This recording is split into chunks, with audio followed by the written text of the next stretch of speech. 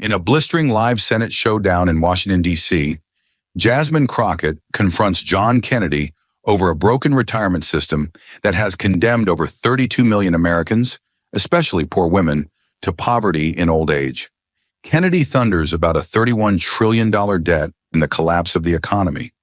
But Crockett fires back like a blade through marble, naming names, citing nations like Sweden and Denmark, where dignity doesn't expire with age. The chamber turns into a war zone of ideologies. Then Kennedy lashes out, calling her a reckless idealist playing with fire. And in that breathless moment, Jasmine responds with one line so devastating, it doesn't just end the debate, it shakes the foundation of the room. What truth did she unleash that left even her loudest enemies in stunned, terrified silence? Stay with us. This is a story worth every second of your time. The spotlight shone on the grand halls of the U.S. Capitol as millions of Americans tuned in for the highly anticipated hearing on the fairness of the U.S. retirement system. At the heart of this debate stood Jasmine Crockett, a passionate congresswoman from Texas, known for her fierce advocacy for working-class Americans and women's rights. With a reputation for fighting systemic injustice, Jasmine had taken on a mission to reform the retirement system she saw as unfair, leaving the vulnerable to face an uncertain future. Opposing her was John Neely Kennedy, the seasoned senator from Louisiana, who stood firmly in defense of the current system. Known for his staunch belief in fiscal conservatism and government restraint, Kennedy viewed the growing retirement burden as unsustainable. For him, the government couldn't afford the expansive costs of the current system, and he believed the nation's economic stability depended on limiting its spending. As both figures took their positions in the hearing room, it was clear that the battle ahead would be intense. Crockett, fighting for justice and equality, and Kennedy, championing economic pragmatism, were about to clash over the future of millions of Americans. The outcome of this debate would decide whether the system would remain unchanged or be reformed to ensure fairness for all. The room held its breath as Jasmine Crockett stood at the podium, her presence commanding attention. The lights overhead cast shadows across her determined face. They couldn't dim the fire in her eyes. She wasn't just a congresswoman now. She was a voice for those who had been silenced for far too long. Every word she spoke, every breath she took, seemed to carry the weight of 1,000 struggles that had been ignored for generations. The time for compromise had ended. This was her moment to speak the truth, no matter how uncomfortable it made the powerful forces in the room. The current retirement system is a deep and undeniable injustice, she began, her voice steady yet fierce. It's a system that has turned its back on the very people who built this country, the people who wake up every day and give their blood, sweat, and tears to keep the wheels of this nation turning. And when they finally reach the end of their working lives, what do they get? A system that was never meant to help them. A system that has left them destitute, forgotten, and abandoned. There was a quiet shift in the room, a ripple of recognition that spread like a wave. Every eye was on Jasmine, hanging on her every word. She paused, her gaze sweeping across the room as she delivered her next words with deliberate force. Low-income workers and women are the backbone of this country. They put in the hours, they fight every day for a paycheck, and they contribute more to our economy than anyone else. Yet they are the first to be left behind when it comes time to retire. This system has failed them, and we cannot continue to ignore it. Her voice was growing in strength now, almost vibrating with emotion. This system was not created to protect them.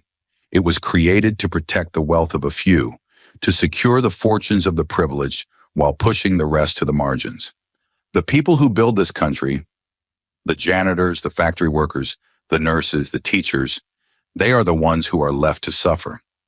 They contribute significant portions of their income into the system, and yet when they are ready to retire, they are left to face the harsh reality of poverty and uncertainty. She stepped forward slightly, her voice now charged with a sense of urgency. How is this fair? How is this acceptable? These are hard-working individuals who have sacrificed so much, yet they are the ones left with the scraps when they need it the most. And what do they get in return? A broken promise, a promise that was supposed to offer them security, A promise that has turned into a lie. The words poured out, sharp and unforgiving. The room seemed to grow heavier with each sentence, the weight of the truth sinking in. We cannot continue to sit idly by and let this injustice thrive, she continued, her tone unwavering. We cannot allow corporate elites to hoard their wealth while the people who make this country run are left to struggle. We cannot continue to allow our retirement system to be an afterthought for those who can't afford to retire. This system must be fixed, not tomorrow, not next year, but right now. We owe it to the workers, the mothers, the fathers, the families who built this nation. Her words rang in the air like a bell tolling for the dead. Jasmine Crockett wasn't just making a policy argument. She was declaring war on a system that had failed those who needed it most. The truth is simple, she said, her voice now calm but filled with determination. The workers of this nation, particularly the most vulnerable, have been abandoned. And it is time to bring fairness to a system that has been rigged for far too long. They've paid their dues. They deserve a future that honors their sacrifices. The chamber was still. Every word she said seemed to echo through the room. Jasmine's fiery passion had ignited something, a realization, a spark.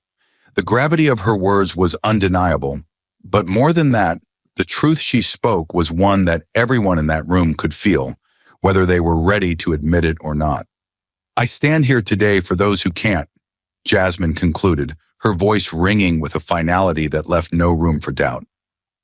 For the ones who have been forgotten, for the ones who have been left behind. The people of this country deserve better, and we must give it to them. A fair system that supports every worker, every woman, every person who has contributed to this country. It's time we fix what has been broken for too long. The room held its breath as Jasmine Crockett's words reverberated in the air. The heavy silence that followed her opening remarks was not one of agreement, but of discomfort. The kind of discomfort that comes from confronting an undeniable truth that had been buried for far too long. She wasn't just making a political statement. She was exposing a deep and painful injustice that had been systematically ignored. She paused, took a deep breath, and then continued, her voice steady but packed with the force of everything she had witnessed in her time fighting for the working class.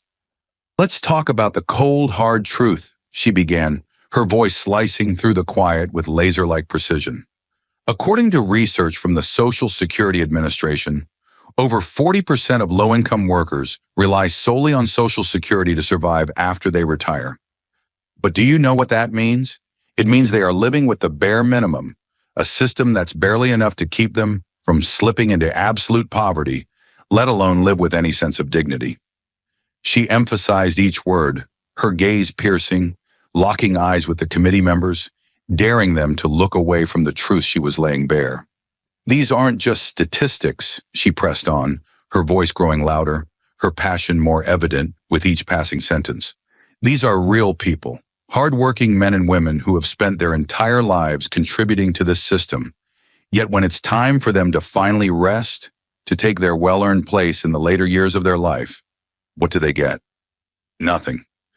A meager stipend, a check that doesn't even cover their most basic needs. They've spent decades paying into the system, and yet they are betrayed by the very system they helped build. The room seemed to tighten with each word she spoke, as though the walls themselves were closing in, forcing those present to confront the harsh realities she was describing. Jasmine's voice never wavered. She was a force of nature now, a woman driven by a fury that had been simmering for years, watching as those who deserved protection were cast aside. The system is failing them, she said, her words now hammering against the walls of the room. And it's been failing them for far too long. We have workers, good, hardworking people, who cannot retire in peace because they've never had the opportunity to save. They've worked their entire lives only to find that their final years are spent in financial ruin. How is that fair? Her eyes burned with the fire of righteousness as she continued, her words now hammering against the walls of the room, each one packed with indignation and truth. And you want to know what else is unfair? She asked, leaning forward slightly, her tone dripping with fury. It's the fact that the very wealthiest among us, the ones who can afford to not only live comfortably, but thrive, are paying nothing into the system that the rest of us are relying on. The system that is supposed to serve the people, and yet it serves the wealthy and the corporations. The working class is paying the price, and they are being left with nothing. The room was deathly silent, the weight of her words pressing down on everyone in the chamber. Jasmine's voice cracked slightly as she added, "These aren't just numbers I'm reading off a page. These are lives, real lives, families, mothers and fathers who spend their final years wondering if they'll have enough money for food, for medicine, for basic shelter." The emotion in her voice was raw, unfiltered, and it struck like lightning in a dry field. The committee members who had once sat comfortably behind their papers were now riveted by the intensity of her conviction. "And for what?" she demanded, her eyes scanning the room. "For a system that benefits those at the top, while the people who make this country run are left to scramble for whatever crumbs are thrown their way? The people who are holding this country together are the same ones who are being denied a fair retirement. How long are we going to stand by and let this happen?" Jasmine paused, her chest rising and falling as she took a deep breath. She could feel the anger and disgust building up in her chest, but it wasn't just anger. It was the anger of millions of people who had been waiting for someone to speak for them, to fight for them. And today, that someone was Jasmine Crockett. "The truth is simple," she said, her voice softer now, but carrying a weight that demanded attention.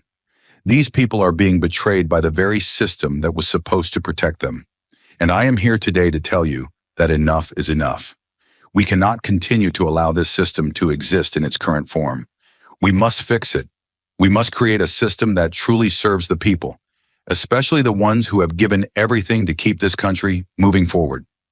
The chamber was silent as her final words hung in the air, unmistakable in their power. Jasmine Crockett wasn't just making a policy argument, she was making a moral demand, and the truth she spoke was undeniable. The room, heavy with anticipation, shifted as John Kennedy rose to speak. His demeanor was calm, almost detached, as he carefully adjusted his notes and then looked directly at Jasmine Crockett. He was a man known for his stoic resolve, a senator who believed in the power of hard truths, even if those truths were uncomfortable. And in this moment, Kennedy was prepared to lay out a harsh reality, one that Jasmine's impassioned plea had yet to address. As his gaze met hers, there was no sense of fear or hesitation in his eyes. This was a battle of ideologies, and Kennedy was certain of his ground. "Jasmine," he began, his voice measured, but carrying the weight of someone used to commanding attention. "I hear your calls for fairness, for justice, but the truth is not as simple as you make it out to be." He paused briefly, letting the tension in the air build before delivering his first blow. "The retirement system we have today is a cornerstone of our economy. It provides a safety net for millions of Americans who've worked hard their entire lives. It's not perfect, but it is essential. Without it, the very fabric of our society would begin to fray." The weight of his words hung in the room.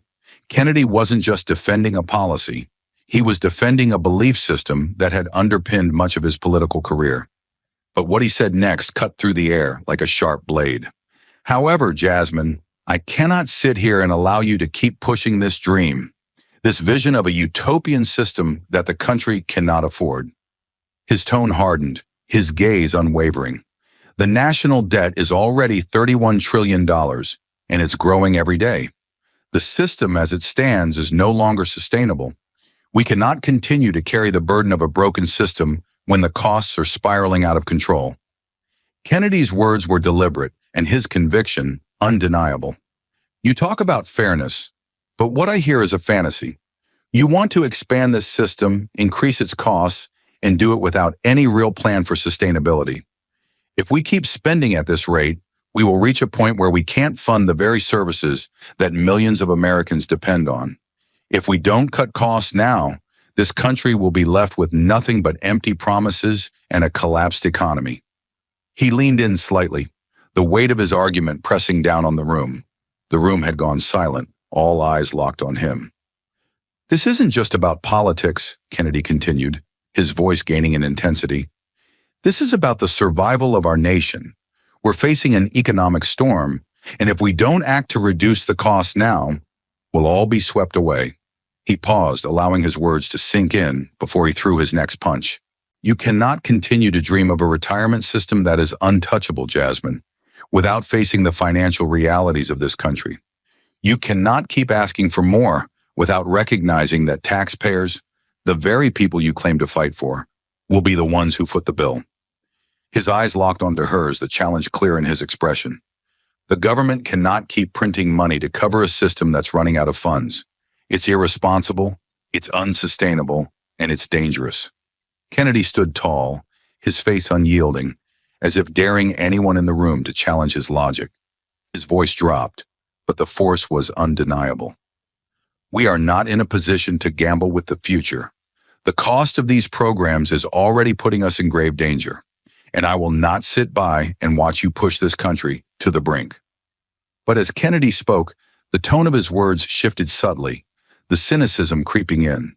Frankly, Jasmine, you've got this idealistic idea of what this country can be, but you haven't looked at the facts. You're out here throwing around proposals like you're playing with monopoly money, and it's all just a pipe dream. You're so focused on making yourself sound righteous, but you're ignoring the fact that real governance is about facing the hard truths. His voice dripped with disdain as he leveled the final jab. It's almost cute to watch you believe this can all be solved with a wave of a magic wand, but that's not how it works in the real world. He was a man grounded in pragmatism, and his approach to this debate was a reflection of that. Hard-hitting, no nonsense, and aimed directly at what he believed to be the heart of the problem. The system is already burdened by a national debt that threatens to bankrupt us all. The truth is simple, he continued, his voice now carrying the weight of years of experience. We must act now. We must reduce the costs of these programs and reform the system, or else we risk tearing apart the very foundation of our economy. The room was still, the intensity of the moment hanging thick in the air. Kennedy's argument was powerful. There was no denying the financial reality he was presenting. But even as his words left an impression, there was an unmistakable tension. The clash of ideals between him and Jasmine Crockett was now more evident than ever. The stage had been set for the true battle to unfold, but it was clear.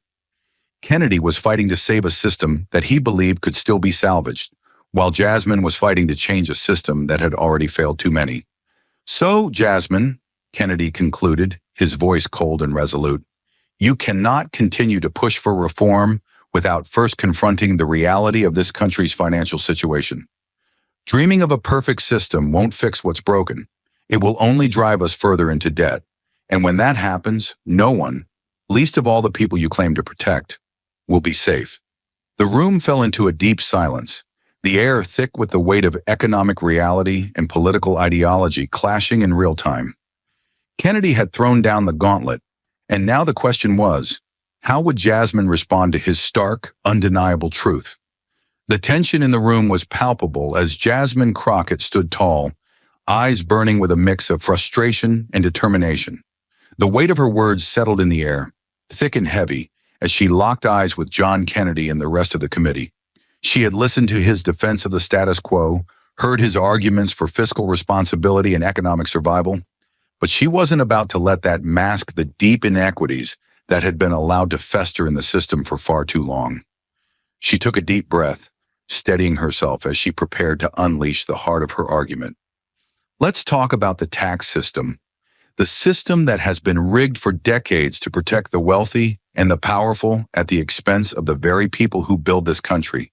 She began, her voice unwavering.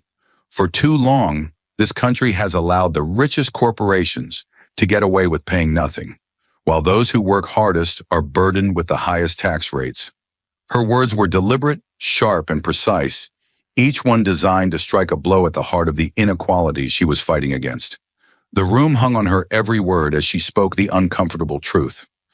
Let's take Amazon as an example, she continued, her voice rising with urgency. In 2018, Amazon, the largest online retailer in the world, made $11 billion in profits, and yet they paid $0 in federal taxes.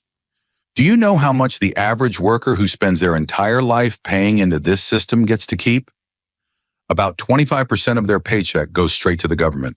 The same government that lets these massive corporations walk away without contributing a single dime. Her eyes flared with intensity as she made her next point. This is the crux of the issue. The working class Americans, the people who keep this country running, are forced to pay taxes at a rate far higher than the wealthiest corporations.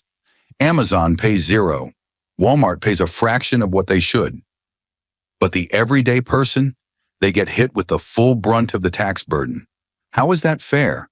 How is that even remotely just? The committee members shifted in their seats. The stark contrast between the massive profits of corporations and the struggling workers became undeniable.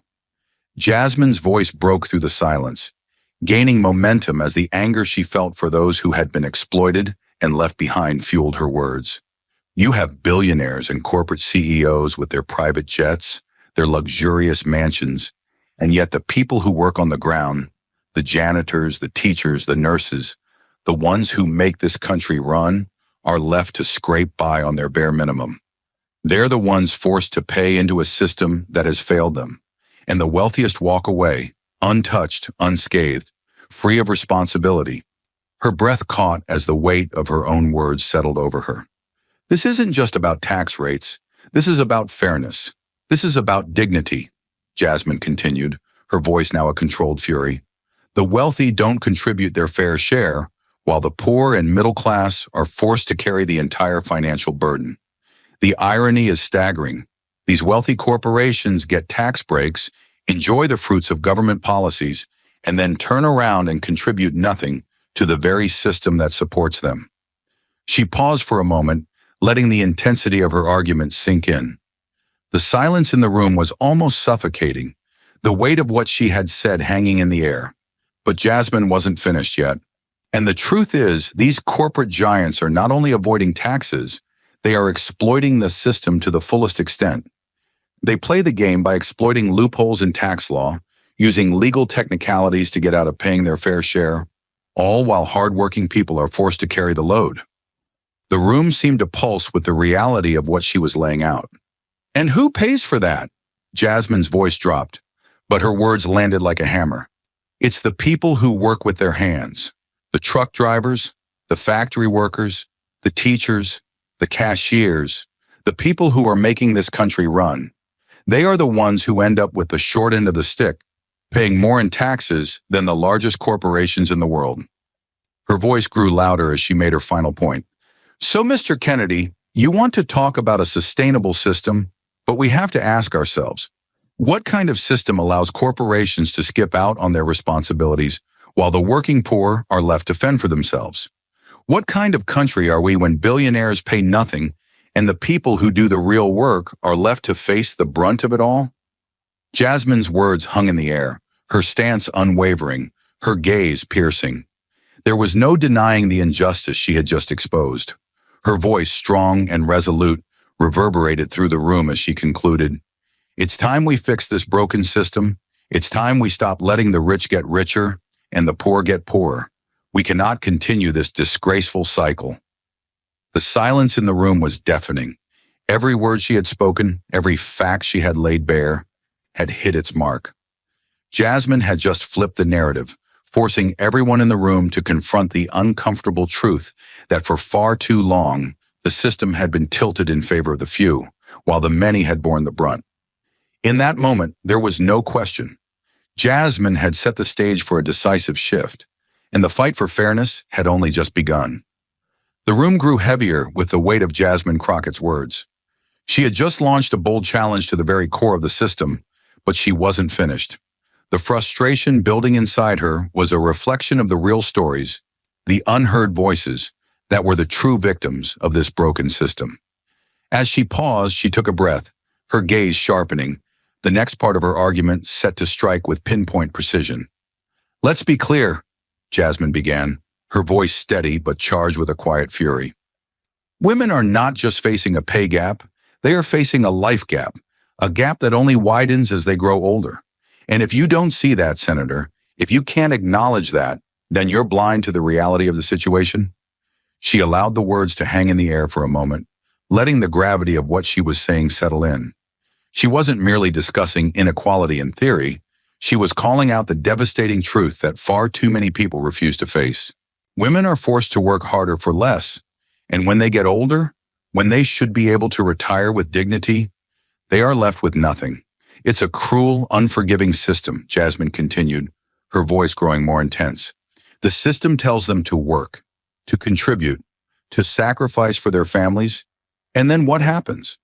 When they finally reach the end of their working years, they have nothing to show for it, nothing but a handful of crumbs that won't even cover their basic needs.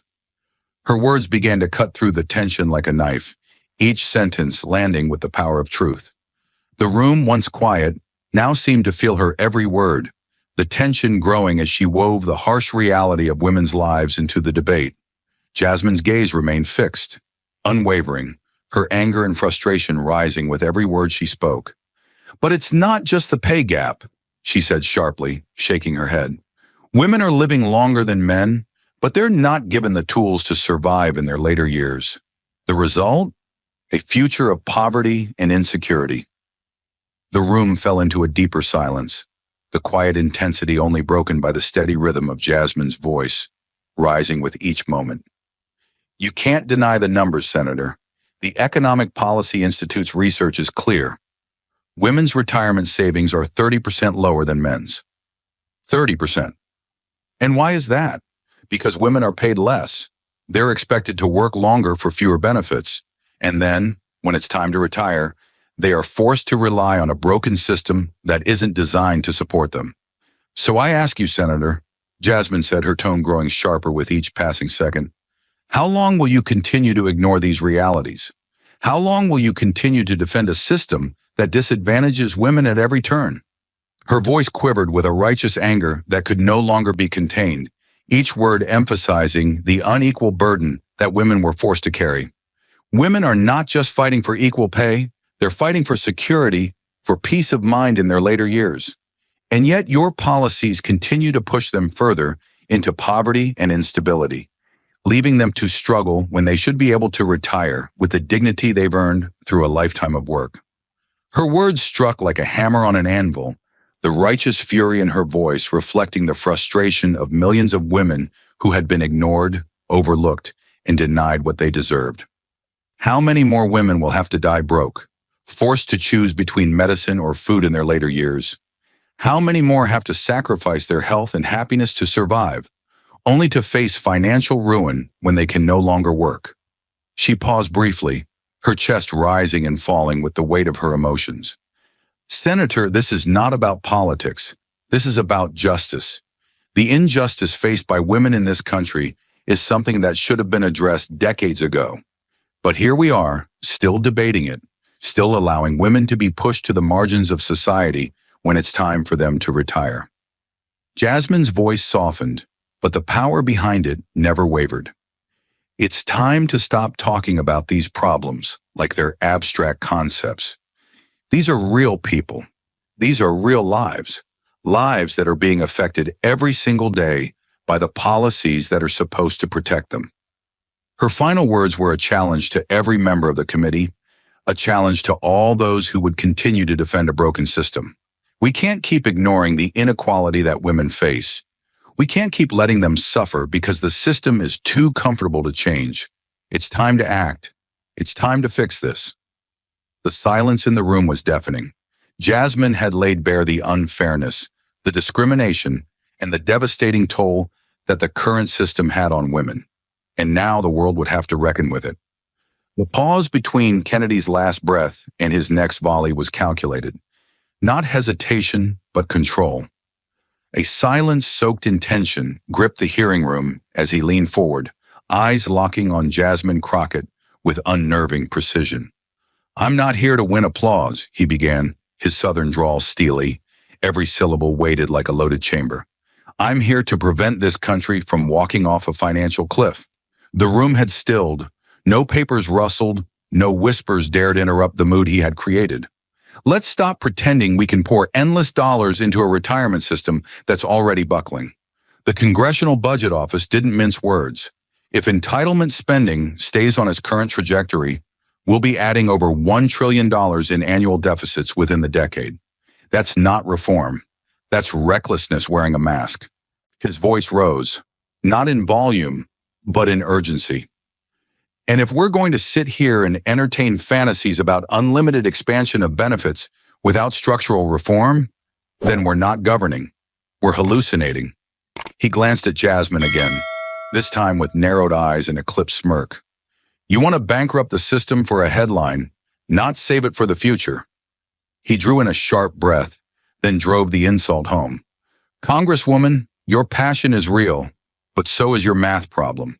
And frankly, you talk like someone who's never balanced a checkbook, let alone a nation's budget. A few gasps rippled through the gallery. Jasmine sat motionless, but her stillness was not weakness. It was pressure building. Kennedy's tone turned colder, more clinical. We can't collapse the economy just to satisfy a loud minority who thinks shouting injustice is the same as building policy. His words dripped with condescension, not fire, but ice. This government is not a fantasy factory. It cannot be held hostage by emotion, nor should it be driven by guilt. He stepped back slightly but kept his voice sharp. We owe it to every American, especially the next generation, not to leave them a graveyard of broken promises, collapsed institutions. That's not leadership. That's betrayal dressed in compassion. The room was frozen. Even those who disagreed with him were forced to reckon with the chilling clarity of his message. Kennedy had turned the hearing into a financial battlefield, and now, with one brutal swipe at her credibility, he had dared Jasmine Crockett to strike back. The silence screamed for her response. The air was still charged from Kennedy's cold economic ultimatum when Jasmine Crockett stepped back to the microphone. Not shaken, not defensive, but focused like a blade drawn for one purpose. Her silence at first was not weakness, it was precision. She waited just long enough for Kennedy's hard truths to congeal in the minds of the audience like cement. And then she began to chip through them with fire. Senator, she said, her voice steady but razor sharp, what you call fantasy, other nations call policy. And what you call reckless generosity, they call dignity. She let that word sit, dignity, as if daring the room to measure its worth against debt. I'm not standing here asking America to build castles in the sky, she continued, eyes narrowing. I'm asking why the wealthiest nation in the world refuses to learn from the ones who treat their elderly with the respect they deserve. Countries like Denmark and Sweden don't throw their retirees into poverty and call it fiscal discipline. They invest in them. They value them. She paced once as slowly, then turned sharply back to Kennedy. Let's talk numbers since you like them so much. In Sweden, less than 5% of seniors live below the poverty line. In the United States, it's over 23% and rising. So when you say our system is essential, I ask, essential for who? Certainly not the waitress who's worked 40 years on her feet just to retire into desperation. A low audible murmur moved through the room. Denmark's pension system doesn't bankrupt the nation. It strengthens it. It's built on progressive taxation, corporate accountability, and a belief that no one should fear their final years. Meanwhile, here in America, Amazon paid $0 in federal income tax in multiple years. And somehow, we still ask janitors and school bus drivers to bear the weight of our national shame. She leaned forward now, voice rising with conviction. This is not about utopia. It's about courage.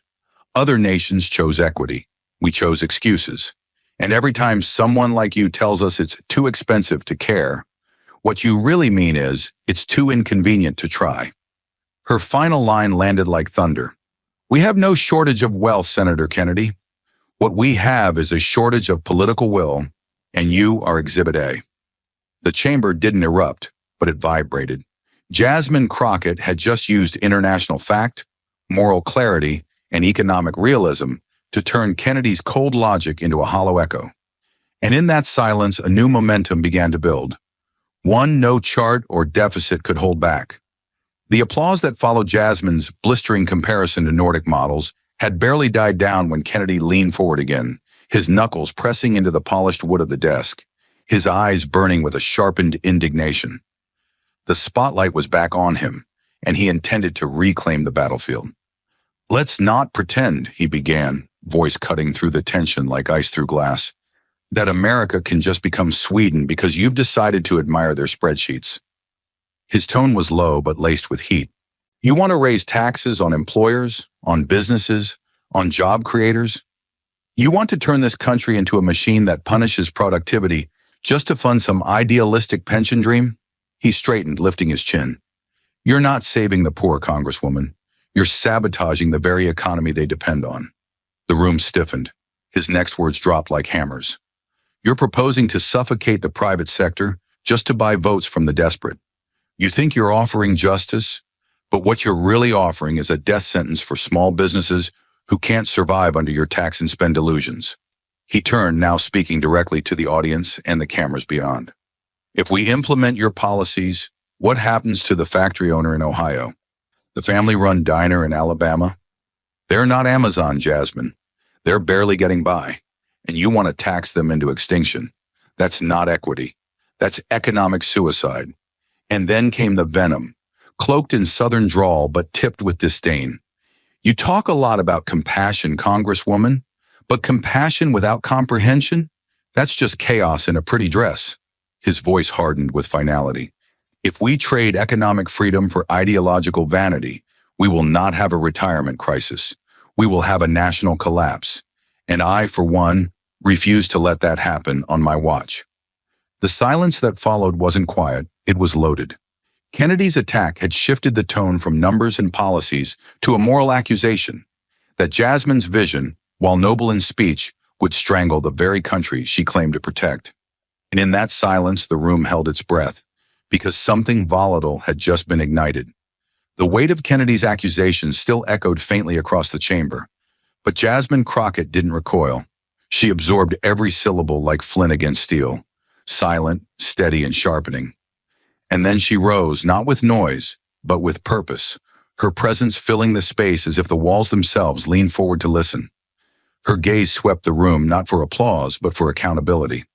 Senator Kennedy, she began, her voice precise and deliberate, you speak of preserving an economy, but which one? The one where hedge fund managers deduct private jet expenses while working mothers ration insulin? The one where corporate giants claim record profits yet pay zero in federal income taxes? That economy may be working for your friends on Wall Street, but it's breaking the backs of those who clean their offices. Her tone sharpened, not theatrical, but surgical. Let's not pretend this is about fiscal responsibility. What we're really discussing is who gets to live with dignity and who doesn't. And time and again, your policies have drawn a line that says, if you're rich, you're protected. If you're poor, you're disposable. A ripple of tension passed through the room as her words grew heavier, grounded in truth and lived reality.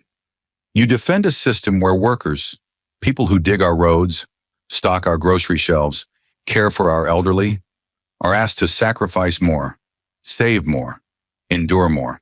And yet, at the same time, billion-dollar corporations are shielded by subsidies and tax breaks they never needed to begin with. She turned her body slightly toward the cameras now, the millions watching not just a political battle, but a moral one. And still you dare to say we're asking too much? That we're dreaming too big? Senator, what you call economic collapse, I call moral bankruptcy, a system where the rich hoard opportunity while the rest inherit despair. Her voice dropped lower, anchoring the gravity of her final blows. You claim I want to buy votes with compassion, but the truth is you're preserving a class structure with cruelty. The system you protect doesn't just fail the poor, it punishes them. It doesn't just favor the wealthy, it worships them. Then came the line that cracked through the chamber like thunder.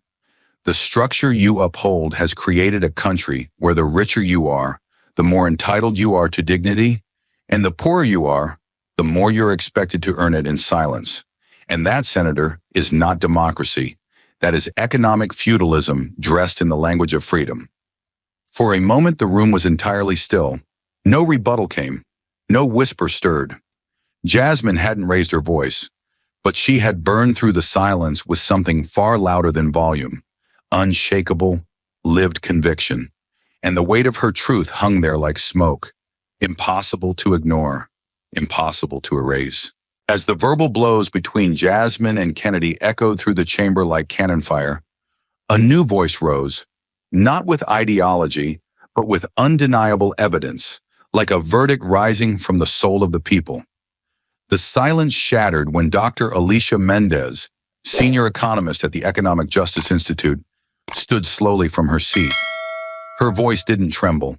It rang out, sharp and measured, honed by years of policy battles and cold statistics. "This is no longer just a debate," she said, turning to the dais. "This is a question of truth, and who has the courage to face it?" She raised a report in her hand, marked with the seal of the Social Policy Accountability Bureau. "Our data shows that over 47% of retired Americans today depend solely on Social Security to stay above the poverty line. That's not sustainability. That's survival hanging by a thread." She paused, letting the statement breathe, and then twisted the knife. "And yet we continue to pretend this system is fair, just because it hasn't yet collapsed." Before anyone could respond, Marcus Delaney, president of the National Workers Union, stepped forward. His hands were calloused, his voice full of grit. "I represent over 82,000 laborers, many of them with 35-plus years of service," he said, eyes locked on Kennedy. "They played by the rules. They gave their lives to this economy, and now you're telling them their retirement is a luxury this nation can't afford?" A low murmur moved through the crowd, building into quiet outrage. Delaney's voice rose like a hammer coming down. "You say reform will hurt the economy, but what about the man in Kansas who had to go back to work at 72 because his pension vanished into a hedge fund's bonus pool? Or the widow in Detroit who chooses between food and medication because her Social Security check doesn't cover both?" He turned toward Jasmine, nodding once. "You may be standing alone up there, Congresswoman, but you're not alone out here." Then came the line that pierced the room like lightning. "We cannot keep lying to the American people, telling them this system is working when every damn number says otherwise." Gas rippled through the crowd. Even some on Kennedy's side shifted uneasily in their seats. Jasmine didn't speak. She didn't need to. For a moment, it wasn't her voice that carried the cause. It was the truth itself, finally standing on two legs in a room that had too long ignored it. As the final expert testimony faded, replaced by a tense, brittle silence, the hearing room transformed. It no longer resembled a forum for polite discourse. It was now an arena, and Jasmine Crockett was stepping back into the ring. She rose not like a politician, but like someone who had been summoned by a cause bigger than herself. Her jaw tightened, her fingers trembling just slightly. Not with fear, but with fury barely restrained. The folder of data in her hands was no longer a prop. It was a weapon. She fixed her eyes on Kennedy, her voice low at first but burning with purpose. "Enough with the scare tactics. Enough with the doomsday math meant to shut down moral courage. Let's speak the truth plainly." The room held its breath as she stepped forward. "You say we can't afford to reform this system," she continued, each syllable more deliberate, more dangerous. "But what you really mean is, you don't want to, because fixing it means admitting who's been left behind.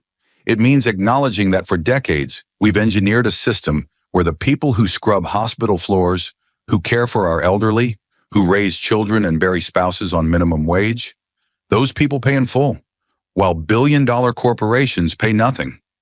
Kennedy raised an eyebrow, but Crockett pressed harder. Her voice, now raw with urgency, cut across the marble chamber. "We keep hearing about sustainability, about debt, about burden. But who carries that burden, Senator? Is it the hedge fund manager in Connecticut? The oil executive from Texas? Or is it the single mother in Mississippi who retires with a fraction of what she needs to survive?" She reached into her folder, lifting a chart that showed it clearly. The top 1% control over $36 trillion in wealth. Meanwhile, 40% of Americans have less than $400 in emergency savings. The numbers struck the room like thunder. But Jasmine didn't need thunder to make her point. Her voice dropped, icy now, coiled with precision. "You are defending a system that rewards inherited power and punishes earned labor. You are preserving a class divide so deep, so institutionalized, that it has become invisible to the very people who built it." She leaned forward, each word a blade. "Mr. Kennedy, you are not protecting America. You are protecting a hierarchy where those at the bottom bleed, while those at the top invest their blood into portfolios. A few murmurs rippled across the room.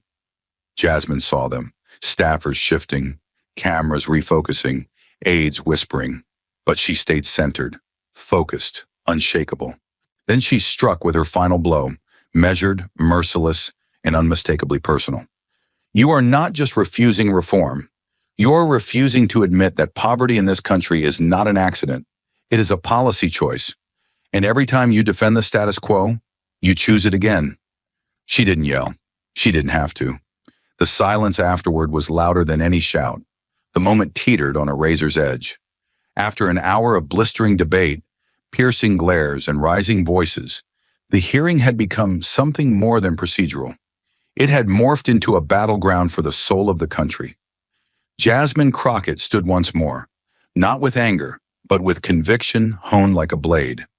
The fluorescent lights above cast harsh shadows on her face as she reached for the binder she had placed before her at the start, the one she had saved for this precise moment. The air turned electric again. Every movement felt like a drumbeat. The staffers leaned forward. Camera crews steadied their rigs. Even the reporters stopped typing. And when Jasmine finally spoke, her voice didn't rise. It cut. Senator Kennedy keeps invoking economic doom, she said, her tone ice on steel, as if compassion is some fiscal virus. But let me be clear, what I'm proposing isn't fantasy, it's the future. Her hand moved across the table and flipped open the binder to a colored chart, its title bold and unavoidable, Fair Pension System for a Just America. A system that doesn't rely on squeezing every drop from the backs of minimum wage workers and single mothers. A system where wealth doesn't determine whether you live in comfort or die in poverty. She let the image sink in before driving forward, her voice now gaining tempo. We need comprehensive pension reform that ensures equity, not excuses.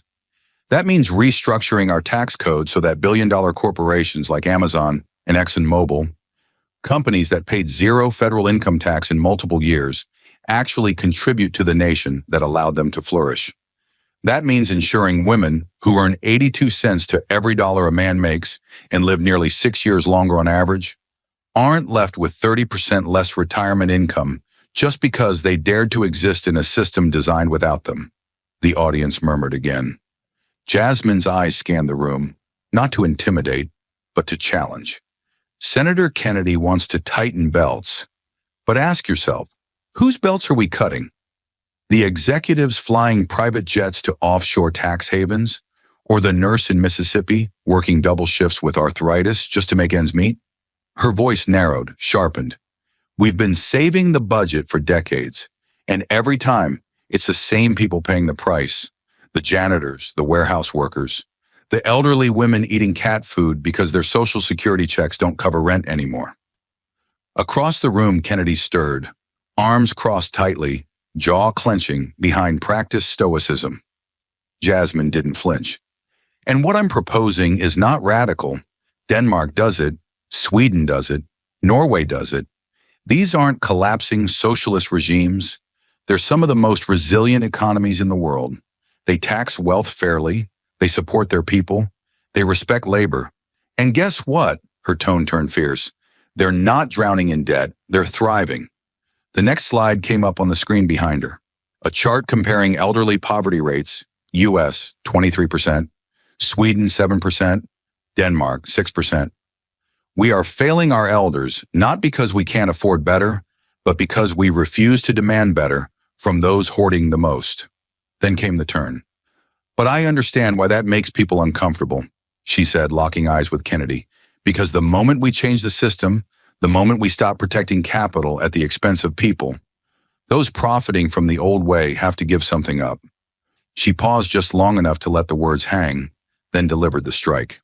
What I'm offering isn't a utopia, it's a correction, a moral course adjustment, a nation where the wealthiest pay their fair share so the rest don't drown in their silence. Kennedy leaned forward now, the silence heavy with his impatience. That's a lovely speech, Congresswoman, he began, each syllable dipped in condescension. But when your plan triggers a hiring freeze across American small businesses, will you stand there and read more charts? Or will you finally understand that bleeding the economy dry to fund your crusade isn't policy, it's delusion? Jasmine didn't blink. You talk about bleeding the economy dry, she said, voice low but razor sharp, but it's been hemorrhaging for decades, just not from the top. It bleeds from broken backs, stolen pensions, and promises that were never meant to be kept. Kennedy bristled. And what you're proposing is what? Tax hikes and fantasies built on Scandinavian snow? He waved a dismissive hand toward the graph. This isn't Europe, Crockett. It's America. And here, we reward hard work, not dependency. She stepped forward, the binder closing with a satisfying thud. Then stop rewarding exploitation and start honoring dignity, because what you call dependency, Senator, is often just survival. After a lifetime of work that built your America, but was never allowed to share in its reward. The room exploded in murmurs and gasps. She didn't look back. She didn't need to. The silence was deafening. For a moment, the entire hearing chamber seemed suspended in time. The lights overhead buzzed faintly. The sound of distant camera shutters flicked like nervous ticks across the room. John Kennedy sat back, his mouth drawn into a thin, stubborn line, arms crossed, not in triumph, but in thinly veiled defiance. He had said all he could. He had wielded every number, invoked every fear, and wrapped himself in the armor of fiscal responsibility. But somehow that armor now looked hollow. Then Jasmine Crockett stood. There was no podium, no script in her hands. Just a quiet inhale, then an exhale that carried decades of injustice, generations of struggle, and the burden of a nation's tired patience. Her gaze swept the room, from the congressional aides behind the railings, to the union workers packed shoulder to shoulder in the back, to the C-SPAN camera blinking red in the corner. All of America was watching now, and they weren't just watching a debate, they were watching a reckoning. I've listened to the warnings, Jasmine began, her voice low but steady, about debt, about restraint, about what we supposedly can't afford. But let me tell you what we really can't afford. This silence, this paralysis, this system. She paused, her hands clenched lightly in front of her, as if holding back a wave of fury behind them. We are told to tighten belts while billionaires buy yachts bigger than public libraries. We're told to wait our turn while working mothers in Mississippi die with $27 in their retirement accounts. And we're told that raising a voice is reckless, when the true recklessness is letting a broken system grind down people who've spent their whole lives holding it up. A murmur stirred through the room. The words weren't just rhetoric. They were the stories of nurses, bus drivers, janitors, widows. Jasmine had seen them. She had been raised by them. She continued, now pacing slowly before the bench. The current system, this so-called cornerstone of stability, was never built for everyone. It was built for those who already had something. It punishes those who raise children, who take time off to care for sick parents, who work jobs without 401ks or safety nets. And you want to call this sustainable? Her voice cracked, not from weakness, but from sheer pressure. She turned sharply toward Kennedy. You called my vision utopian. You called it dangerous. But what's more dangerous? Asking the ultra-wealthy to pay their share? Or pretending that millions of Americans living off canned soup and borrowed insulin is a price worth paying for economic purity? Kennedy didn't respond. His expression remained stony, but a single muscle in his jaw twitched. Let's talk about the numbers, Jasmine said, voice rising. The United States spends over $877 billion annually on defense. That's more than the next 9 countries combined. Yet somehow we can't find the money to ensure a retired waitress doesn't have to choose between rent and medicine? She stepped forward again. Denmark has a poverty rate among seniors below 6%. Sweden, even lower. Why? Because they tax wealth, not just wages. Because they value dignity over profit. Because they understand that a strong society lifts from the bottom, not props from the top. Her tone sharpened. But we cling to trickle-down fantasies while entire communities drown. And when someone calls it out, when someone like me dares to say enough, we're called divisive, radical, dangerous. Her eyes locked on Kennedy's. Let me be clear. What's radical is a system where Amazon pays zero in federal taxes while kindergarten teachers retire in debt. What's dangerous is a mindset that says sacrifice is noble, but only if it comes from the poor. And what's truly divisive is pretending that protecting corporate wealth is somehow patriotism. The crowd shifted again. Reporters leaned closer. Phones lit up. The hashtag number sign Crockett versus Kennedy was already trending. She raised her voice now, speaking not just to the room, but to every screen tuned in across America. I am not here to appease hedge fund managers or pacify talking points. I am here because the people who clean your offices, who build your roads, who keep your lights on, they deserve better. They've been left behind for too long, and if I'm the only voice in this room who will speak for them, then so be it. The silence that followed was not empty. It was electric.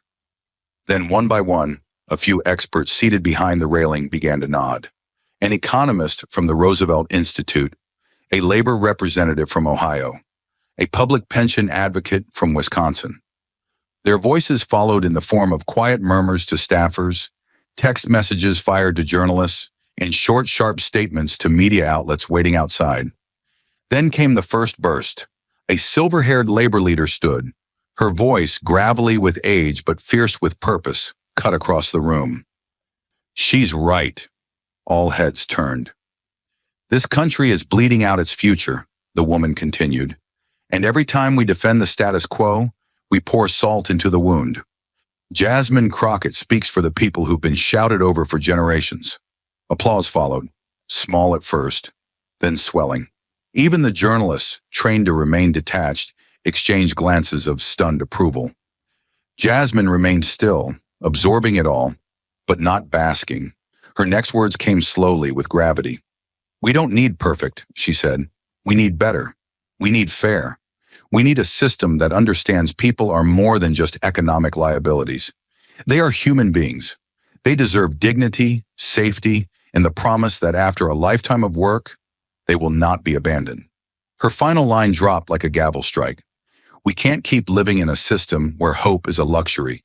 We must build one where hope is a right. The standing ovation came like thunder. Even some members of the opposing party shifted uncomfortably, realizing that the tide had turned, not just in the room, but in the nation. John Kennedy, still seated, said nothing, but his silence was louder than any rebuttal. He had delivered warnings. She had delivered a vision. And tonight, America had chosen vision. In the hours that followed, media outlets exploded with headlines. Jasmine Crockett shifts the debate on retirement reform. Kennedy falls silent in wake of fiery Crockett response. A star is born in the fight for economic justice. Pundits argued over the long-term impact. Polls shifted overnight. Unions mobilized. Congressional staffers rewrote drafts of pending bills with her voice echoing in their minds. And somewhere in a rusted-out kitchen in Detroit, an elderly woman watching from her small screen wiped a tear from her cheek. Not because she saw politics change, but because, for the first time in years, she saw someone who remembered she existed. Jasmine Crockett walked out of that chamber not as a footnote to a debate, but as the woman who reminded a weary country that justice was not an ideal. It was a demand, and she would not stop demanding, not now, not ever. And yet, after the final applause faded and the chamber slowly emptied, what lingered was not the roar, but the quiet truth that had anchored every word she spoke. This wasn't just about numbers or policy papers. This wasn't about winning a debate. This was about the people no one saw, the janitor retiring without savings, the widowed mother forced back to work at 72, the nurse who spent a lifetime caring for others only to end up begging Medicaid for a home care stipend. Jasmine Crockett had not just spoken for them, she had become their voice, forged from their struggle, pulsing with their desperation. And in doing so, she revealed the raw nerve of the American experiment, a system that asks so much of its people, then forgets them the moment they can no longer give. The lesson wasn't abstract. It was etched into the lines on the face of the man who delivered mail for 35 years and still couldn't afford to retire. It was baked into the tired bones of the woman who paid into Social Security all her life, only to be told it might not be there for her. Jasmine had exposed that cruelty with surgical precision. But what made it unforgettable was that she did not stop at exposing. She invited the country to care. Because the real crisis, as she made so clear, was not just economic, it was moral. A nation that measures its greatness by GDP, but lets its elders decay in silence, is not wealthy. It's broken. A country that celebrates billion-dollar IPOs but cuts food assistance to aging war veterans is not strong. It's ashamed.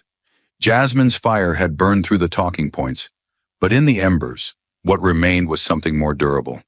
The conviction that a society should be judged not by how high the richest can rise, but by how far the most vulnerable are allowed to fall. And perhaps that was her quiet genius, not just to call out injustice, but to reframe what justice could look like. Not handouts, not pity, but recognition, the kind that sees value not in stock portfolios, but in lives lived with grit and grace. As she walked down the Capitol steps that night, past reporters, flashing bulbs, and aides scrambling to rewrite their talking points, she paused for just a moment at the sidewalk. There, standing alone, was an elderly woman in a gray windbreaker, holding a handwritten sign that read, "I believed I didn't matter until today." Jasmine smiled, because in the end, the fight wasn't for headlines or hearings. It was for her, and millions like her. That above all was the lesson. Thank you for watching until this moment and for standing with us on this journey for justice. Your support means everything. Like, subscribe, and turn on notifications so you never miss what's next. And we'd love to hear your thoughts. Leave a comment below and let us know what moved you most in this story. Together, our voices make a difference. When Rosie O'Donnell mocked Congresswoman Jasmine Crockett's prestigious law degree and belittled her 15 years of legal experience on live TV, she thought she could effortlessly tear down a rising political star with a few condescending words. But in less than 90 seconds, Jasmine didn't just defend herself, she completely obliterated Rosie's attack. What followed was a masterclass in composure and intellect, as Jasmine turned Rosie's arrogance into a public spectacle, exposing her own ignorance for the world to see. What exactly did Jasmine say that made Rosie's own mockery unravel her career in front of a national audience? Stay with us. This is a story worth every second of your time. The lights above Studio 4B buzzed with anxious energy as producers paced behind the velvet curtains. Mic checks echoed through hidden earpieces, and the iconic logo of The View shimmered on the floor like a warning. Today's segment was marketed as a generational dialogue between powerful women, a polished tagline meant to hide the real bait: tension, controversy, and ratings. Jasmine Crockett, the freshman congresswoman from Texas, had been invited under the impression this was a good-faith conversation about criminal justice reform. Her team had even prepared policy handouts and pre-cleared talking points. But elsewhere in the building, in a private dressing room lined with awards and ego, Rosie O'Donnell smirked while sipping black coffee from a cracked Queen of Talk mug. "We're really putting a kid on the air for this?" she scoffed. "What did she go to? Some community college law program?" A junior producer laughed nervously, unsure whether to correct her or just survive the next hour. Rosie waved her off and leaned back, eyes half-lidded with boredom and something colder: contempt. Backstage, Jasmine stood motionless as a sound technician clipped a mic to her collar, unaware that a storm had been engineered specifically for her. She wore a tailored navy suit, sharp shoulders, clean lines, zero fear. Her notes were organized by topic, color-coded, and clipped to a leather folio with the House Judiciary Committee seal embossed in gold. The studio air smelled of overworked lighting and fresh hairspray, but the tension was something else: static, invisible, real. Producers muttered into walkie-talkies with phrases like, "Just let Rosie go," and "She'll light it up." In the control room, one executive whispered, "Watch the younger one. If she holds, we've got viral gold." The stage was set, but not for dialogue. It was a trap dressed as television, a collision of eras, egos, and ideologies. Jasmine Crockett was being led toward a rigged arena, and she didn't even know the first shot had already been fired. Backstage. She didn't know it yet. The moment Jasmine Crockett stepped into the studio spotlight, the rules had already been rewritten behind her back, and the air itself felt rigged against her. The music cue hit like a countdown to detonation, and Rosie O'Donnell strutted onto the stage with a swagger that reeked of old-world entitlement. She didn't just sit. She claimed her seat, adjusted her mic like a general about to declare war, and tossed a quick glance at the camera as if the nation should be grateful for her presence. Her lips curled into a half smirk when she finally turned toward her guest, a woman young enough to be her daughter, but composed enough to make her blink. Across from her sat Jasmine Crockett, posture tall, expression unreadable, palms folded like steel wrapped in velvet. She was everything Rosie was not: young, focused, rising, and worst of all for someone like Rosie, unimpressed. Jasmine didn't fidget. She didn't smile. She didn't play to the cameras. That unnerved Rosie more than she let on. Behind them, the co-hosts exchanged glances, tight, restrained, uneasy. The audience sensed something too. Not entertainment, but an ambush. Something was about to explode, and everyone except Jasmine seemed to know it. And in the control booth above, the director barked camera angles like battlefield orders. Camera 3 on Rosie, tight shot. Camera 1, hold on Jasmine, do not miss her face. Rosie cracked her knuckles theatrically, a gesture that might have seemed cute if it weren't so venomous. Jasmine's eyes, calm and steady, didn't flinch. She wasn't just under the lights, she was walking into fire, and still she refused to burn. And as Rosie lounged into her seat with the smugness of someone expecting a lightweight opponent, Jasmine Crockett did the opposite. She straightened her spine, adjusted her mic, and made the studio feel like a courtroom. The moment was heavy, but not with nerves, with intent. Jasmine didn't hesitate. She didn't warm up. She opened with a statement so direct it sliced through the glossy set like a blade. The Criminal Justice Reform Act of 2024 is not a theory, it's a response, a necessary one.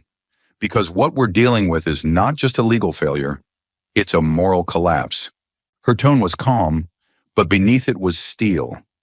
The act, she explained, was designed to target 3 pillars of dysfunction: sentencing disparities, broken rehabilitation systems, and judicial accountability. But she didn't drown the room in dry policy speak. Instead, she painted it in human suffering. She described how a black teenager in Houston received 15 years for possession of a small bag of marijuana, while a white college student in the same jurisdiction was diverted into rehab. She spoke of a single mother who lost her home because she had to choose between paying rent and bailing her son out for an offense the judge himself admitted was minor. And her voice didn't crack when she said it, but the air in the studio did. She turned statistics into weapons. Black defendants are 19% more likely to be sentenced to prison than white defendants for the same crime. 20% longer sentences on average. That's not anecdotal. That's the U.S. Sentencing Commission. Her hand didn't shake as she held up a printout of the data, but Rosie shifted beside her, arms now folded, eyes narrowing. Jasmine noticed but didn't acknowledge her. Her target wasn't Rosie. Her target was the machine Rosie never had to fight, the one that chewed up her constituents every day and spit them out with numbers, not names. Her tone tightened, her words sharpened. In 2023, over 800,000 people sat in jail cells, not because they were guilty, but because they were poor. She let that sentence hang, let it sting. Then she continued, "We've built a system where wealth buys freedom and poverty gets a court date. If you're lucky." She cited a case where a man spent 14 months in pretrial detention for stealing a jacket because he couldn't afford $2,500 in bail. By the time he was released, so she said, he had lost his job, his housing, and custody of his daughter. The audience grew utterly silent, not out of confusion, but out of reckoning. She wasn't speaking at them. She was speaking for someone they'd never met, but suddenly felt they knew. And the brilliance wasn't just in the content, it was in the delivery. Jasmine translated institutional injustice into intimate tragedy without raising her voice, without moving an inch in her chair. She didn't perform. She prosecuted. And still, she made room for hope.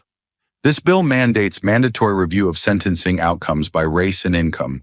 It diverts nonviolent offenders into job training programs instead of cages. It holds judges publicly accountable for disparities in rulings. We're not asking for favors.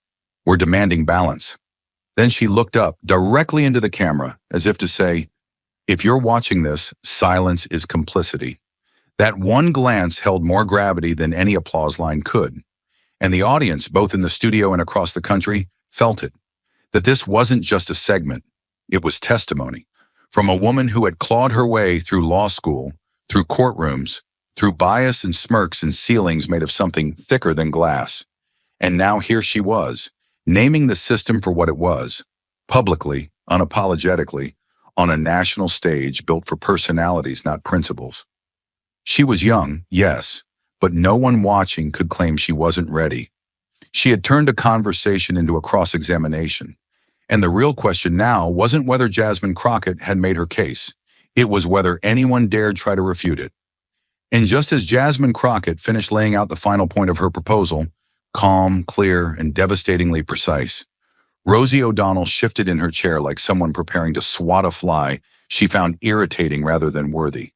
The applause hadn't even died down when Rosie cut through it with a voice coated in sugar but sharpened like a knife.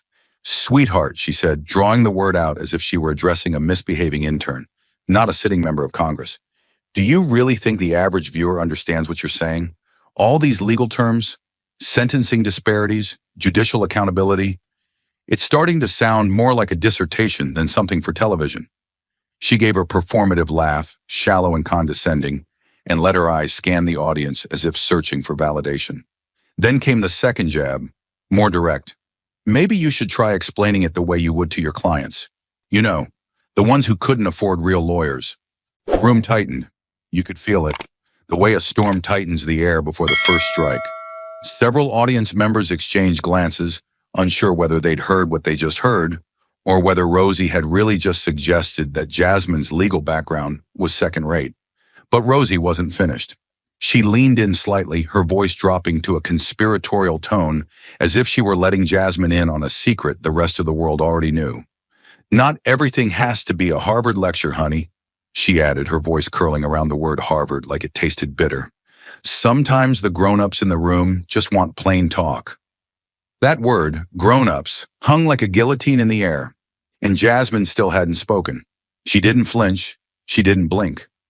Her hands remained folded neatly in her lap, and her eyes never left Rosie's. But the insult had landed, not because Jasmine didn't expect it, but because Rosie had made it clear this wasn't going to be a debate. This was going to be a dismantling disguised as dialogue. Rosie wasn't challenging the bill. She was challenging Jasmine's right to speak about it at all. Her intelligence, her education, her identity. This wasn't policy disagreement. It was intellectual profiling dressed up as banter. The studio lights may have been set to warm, but the temperature in the room had dropped 10 degrees. Rosie had thrown the first punch, and she thought it was a knockout. But Jasmine? Jasmine was just letting the moment load, and as the final traces of Rosie's smirk hung in the air, like the stench of something rotten, Jasmine Crockett exhaled. Not out of fatigue, but from the kind of deep patience that only women who've spent their lives being underestimated learn to master. She didn't fire back. She didn't interrupt. She simply straightened the edge of her blazer with the same deliberate calm a surgeon might show before making the first incision. Then, with a voice so steady it seemed carved from marble, she began, not to defend herself, but to remind the room exactly who they were speaking to.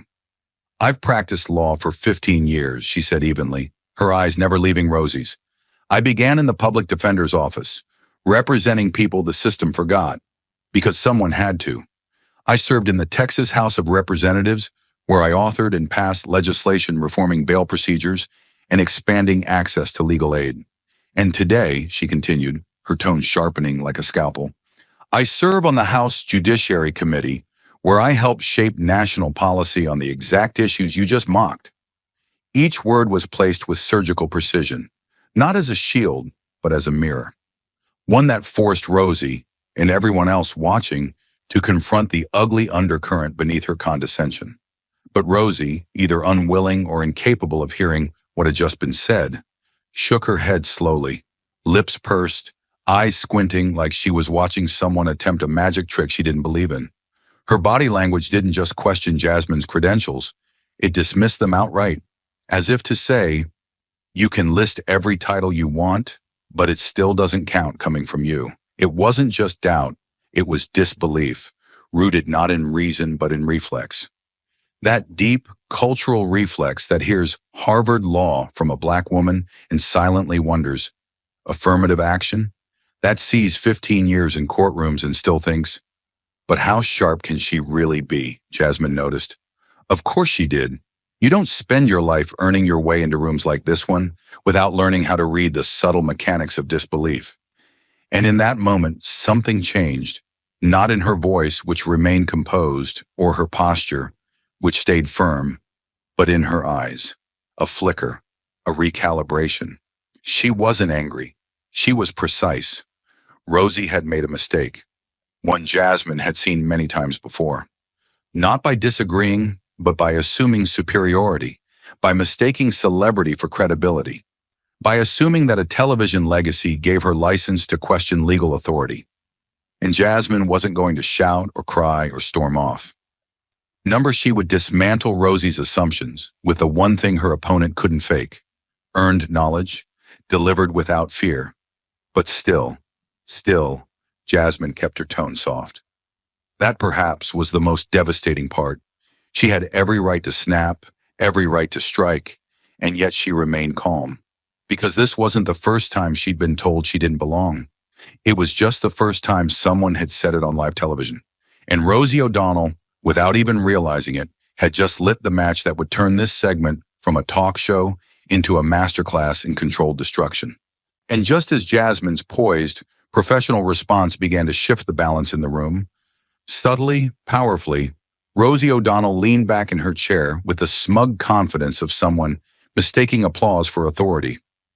The tension was no longer subtle. It rippled beneath the polished surface of the studio like a tremor, building towards something catastrophic. Rosie seemed oblivious, or worse, emboldened, by the silence that followed Jasmine's calm. Her lips curled into a smirk, her eyes narrowing with the entitlement of someone who had never had to earn her voice. Then she struck. "Listen," she said with a breathy chuckle that disguised nothing. "I've been in politics longer than you've been able to walk." She didn't even face Jasmine when she said it. She aimed the line over her shoulder, toward the cameras, toward the audience, as if inviting them to laugh along. But the laugh never came. The insult wasn't just a cheap shot, it was an erasure. And Rosie wasn't finished. Her voice sharpened, each word honed with the bitterness of someone who couldn't stomach being challenged by someone younger, smarter, and unshaken. "Those little law classes you took," she sneered, "they don't prepare you for how the real world works. Out here, it's not about theory, it's about instinct, experience, something you don't have." The word little hung like acid in the air. Then came the final strike, delivered with the practiced cruelty of someone who'd spent decades perfecting how to silence people without raising her voice. "Politics is about instinct, sweetheart, not lectures. Maybe stick to what you know, whatever that is." Sweetheart, she said it like a hammer, not a hug, like the leash she thought would snap Jasmine back into place. The word rang out, not affectionate, not ironic, but surgical, deliberate, designed to degrade. And then, nothing, no sound, no reaction, just stillness. The air seemed to shrink. The bright stage lights, once warm, now felt cold and exposing. The studio didn't gasp, it recoiled. One could hear shifting seats, few sharp inhales, the subtle buzz of equipment suddenly amplified by the absence of any other sound. Rosie hadn't sparked debate. She had detonated a moment. What just happened wasn't political sparring. It was an attempted public dismantling, a humiliation. But Jasmine Crockett did not move. She didn't blink. She didn't even lean back. She sat exactly as she had before, composed, centered, coiled. Her silence was not confusion. It was strategy. Her expression was unreadable to most. But to those who'd ever been spoken down to, underestimated, called sweetheart as a weapon, it was crystal clear. She wasn't waiting to respond. She was choosing how. Rosie hadn't ended the conversation. She'd opened a portal, and Jasmine was no longer debating. She was preparing to bury her. And as Rosie's final word, sweetheart, fell with a thud against the studio floor, the atmosphere cracked open, not with noise, but with silence so dense it felt weaponized. Jasmine Crockett didn't blink, didn't tilt her head, didn't even tighten her jaw. For 3 long seconds, she sat there in absolute stillness, unmoving, unreadable. But her silence wasn't shock. It wasn't submission. It was calculation. The kind that doesn't announce itself, but coils beneath the surface like a current preparing to strike.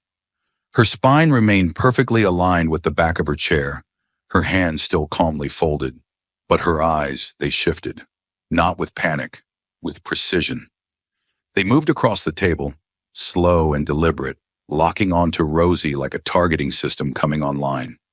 Those who had seen Jasmine work in congressional hearings, the way she dismantled hostile witnesses, exposed contradictions buried under layers of deflection, recognized that look instantly. It wasn't anger. It wasn't insult. It was focus. Jasmine had entered a different mode now, one that wasn't visible to most, but unmistakable to anyone who's ever stood in the presence of righteous control. Her gaze didn't just settle on Rosie, it studied her, measured her, not emotionally, but structurally, as if identifying every soft point in her argument, every vulnerable seam in her arrogance, every fact she had ignored in favor of condescension. The silence stretched just long enough for the discomfort to begin growing in the audience's chest. And still Jasmine said nothing. Because this wasn't a delay, it was an assessment. Decision not to react emotionally, but to dismantle methodically. She wasn't frozen. She was calibrating. And beneath the glare of studio lights and the hum of broadcast satellites, a truth pulsed so quietly it was almost invisible. Rosie had no idea what she had just done. She hadn't insulted Jasmine. She had activated her. And after that silence, measured, loaded, and surgical, Jasmine finally leaned forward, but not in retreat. It was the quiet shift of someone stepping fully into control, like a litigator rising from the bench, not to speak louder, but to make it clear that every word about to be spoken would be irrevocable. She began not with fury, but with fact. "Let me clarify, since my background seems to be in question," she said, her voice composed, deliberate. "I graduated summa cum laude from Rhodes College with a degree in business administration. I went on to earn my Juris Doctor from Harvard Law School. Not a summer workshop, not a celebrity panel. Harvard. Law." Her words weren't sharp by volume, they were sharp by aim. She wasn't reciting a resume. She was reclaiming narrative space that Rosie had tried to steal with smirks and sarcasm. But Jasmine didn't stop at titles. She knew that degrees alone were never enough, not for people like her. "While some people built their careers talking over others," she continued, "I spent mine representing the voiceless. Public defense isn't glamorous. It doesn't come with spotlights or studio lights. It comes with 3 a.m. jail calls and clients who know the system isn't broken. It's working exactly as designed." Her voice lowered, not from uncertainty, but from depth. She wasn't trying to win a round. She was opening a wound, one the system refused to acknowledge. "I've sat with mothers whose sons were handed plea deals instead of justice. I've read police reports that didn't need edits. They needed indictments. That's what those little law school classes taught me. Not just theory, battle, every single day." Her tone was not aggressive, but unflinching. This wasn't a recitation, it was an indictment of the arrogance that had just belittled her, of the assumption that pedigree somehow diluted purpose. Jasmine wasn't just defending herself, she was exposing the lie at the core of Rosie's condescension. That experience behind a mic could rival experience inside a courtroom. And as she sat there, her voice low but unwavering, it became clear to everyone watching, Jasmine Crockett had just taken back the table. Not by matching Rosie's volume, but by bearing her narrative beneath the weight of lived truth. And after grounding the room in the weight of her lived experience, Jasmine's tone shifted, so subtly that Rosie didn't feel the change until it was already too late. She didn't raise her voice. She didn't change her posture. But there was a new current in her words now, measured, unhurried, and unmistakably lethal. "Since we're talking about expertise," Jasmine said, her voice deceptively calm, "I'd like to address something that seems to have gone unchecked." She reached down beside her chair, retrieved a slim folder, and without drama, laid it flat on the table. Then she looked directly at Rosie and continued. Just 3 weeks ago, you tweeted that the Criminal Justice Reform Act would reopen the door to federal mandates outlawed by the Supreme Court in 2011. That's not only incorrect, it's legally impossible. She didn't blink. She didn't smile. She simply let the falsehood speak for itself. In fact, the decision you referenced wasn't even related to sentencing reform. It dealt with administrative discretion in agency enforcement. The audience had gone still again, but this time, it wasn't in suspense. It was in realization. Jasmine wasn't just pointing out a mistake. She was stripping the illusion of credibility from someone who had weaponized it moments earlier. And on your podcast last month, she added, turning a printed transcript toward the camera, you said, quote, federal judges don't influence prison terms anymore. It's all fixed by Congress. Except that's not true. Judges retain discretion within federal guidelines, and your comments misrepresented not only the law, but its impact on actual human lives. By now, Rosie's expression had changed. The smirk was gone. Her eyes darted once, briefly, and her hands had stopped moving. She was still sitting upright, but the posture had shifted from dominance to defense. Yet she didn't fully realize it. Not yet, because Jasmine wasn't done. You see, she said, locking eyes with her opponent, when you speak from a platform, your words carry weight, even when they're wrong. And when you speak with authority on things you haven't studied, haven't practiced, and haven't lived, you don't just mislead. You erase the work of people trying to fix what you don't even understand. It was no longer about a single insult. Jasmine had elevated the conversation to a battlefield Rosie wasn't trained to survive on. She wasn't fighting back with personal jabs. She was bearing the foundation under Rosie's entire argument. And with every citation, every sourced correction, every calm takedown of a flawed claim, she was drawing a clear line through the fog. There's a difference between having a voice and being qualified to use it. Rosie O'Donnell had confused the two, and Jasmine Crockett had just made sure the nation didn't. And as the room still buzzed from Jasmine's dismantling of Rosie's earlier misstatements, the Congresswoman made a movement so measured it felt rehearsed, not for effect, but for control. She reached down slowly, almost quietly, to the leather satchel beside her chair. The moment her fingers touched the flap, it felt less like a panel discussion and more like a courtroom cross-examination about to unfold. There was no fanfare, no flourish, just the clean sound of paper sliding against leather as she lifted a thick stack of documents and placed them neatly on the table in front of her. These weren't cue cards or flashy props. They were printed legal citations, government records, archived tweets, and annotated case law. Evidence, not commentary, not opinion, proof. She looked directly at Rosie, calm as ever, and spoke with a precision that cut through the tension like a scalpel through silk. Since I'm being told that my education and experience aren't enough, she said, I thought it might be useful to bring along some facts. She held up the first sheet, a printed tweet from Rosie dated just 8 weeks earlier, confidently declaring that state judges could overrule federal sentencing mandates in certain humanitarian circumstances. That is legally false, Jasmine stated flatly. State courts have no jurisdiction over federal sentencing guidelines. That's not a matter of debate. That's constitutional structure. No sarcasm, just truth. The second page was another tweet, this one posted after a House vote, claiming that the Miranda warning had been abolished for non-citizens. That legislation was never written, Jasmine said. Not proposed, not filed, not even imagined by the people you claim are pushing it. Then without changing her cadence, she revealed a final document, an excerpt from a video interview Rosie had done, where she claimed the Constitution granted the president unilateral authority to suspend members of Congress during declared national emergencies. Jasmine didn't raise her voice. She didn't blink. That power doesn't exist, she said. It never has. That's not an interpretation. That's high school civics. There was no eruption, just a sharp collective inhalation, a tension shift you could feel in your spine. Then a stunned voice, maybe from the back row, whispered aloud, She brought all of that, and then another, clearer, firmer. She studied for this. The applause that followed wasn't loud or chaotic. It was steady, deliberate, growing like the tide. It wasn't a celebration. It was recognition. The realization that Jasmine hadn't shown up to survive the segment.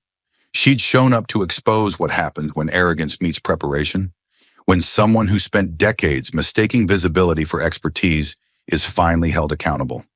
Not by outrage, but by the one force they never expect to answer to, the truth, on paper, in her hands. And as the sound of applause dissolved into a silence that gripped the room like a tightened fist, Jasmine Crockett sat motionless for half a beat, then leaned forward ever so slightly, closing the space between herself and the chaos Rosie had tried to stir. She no longer needed documents. She no longer needed proof. Everything that needed to be established had already been laid bare. Now came the part that separated the ones who talk from the ones who do. Her voice didn't rise, but the weight behind it dropped like iron through velvet. "Since you've made it clear you have concerns," she said, her tone even, surgical, and unmistakably final, "why don't you walk us through the section of the bill you believe is flawed? Not in generalities, specifically. Which provision, which paragraph, which legal precedent it contradicts." She paused, not to give Rosie space to recover, but to give the silence room to stretch and reveal what was missing. Any trace of substance on Rosie's end. The audience, now holding its collective breath, turned to watch Rosie, waiting for a response. But it didn't come. Rosie's eyes flickered, her mouth opened just slightly, but no answer followed. There was no section. There was no citation.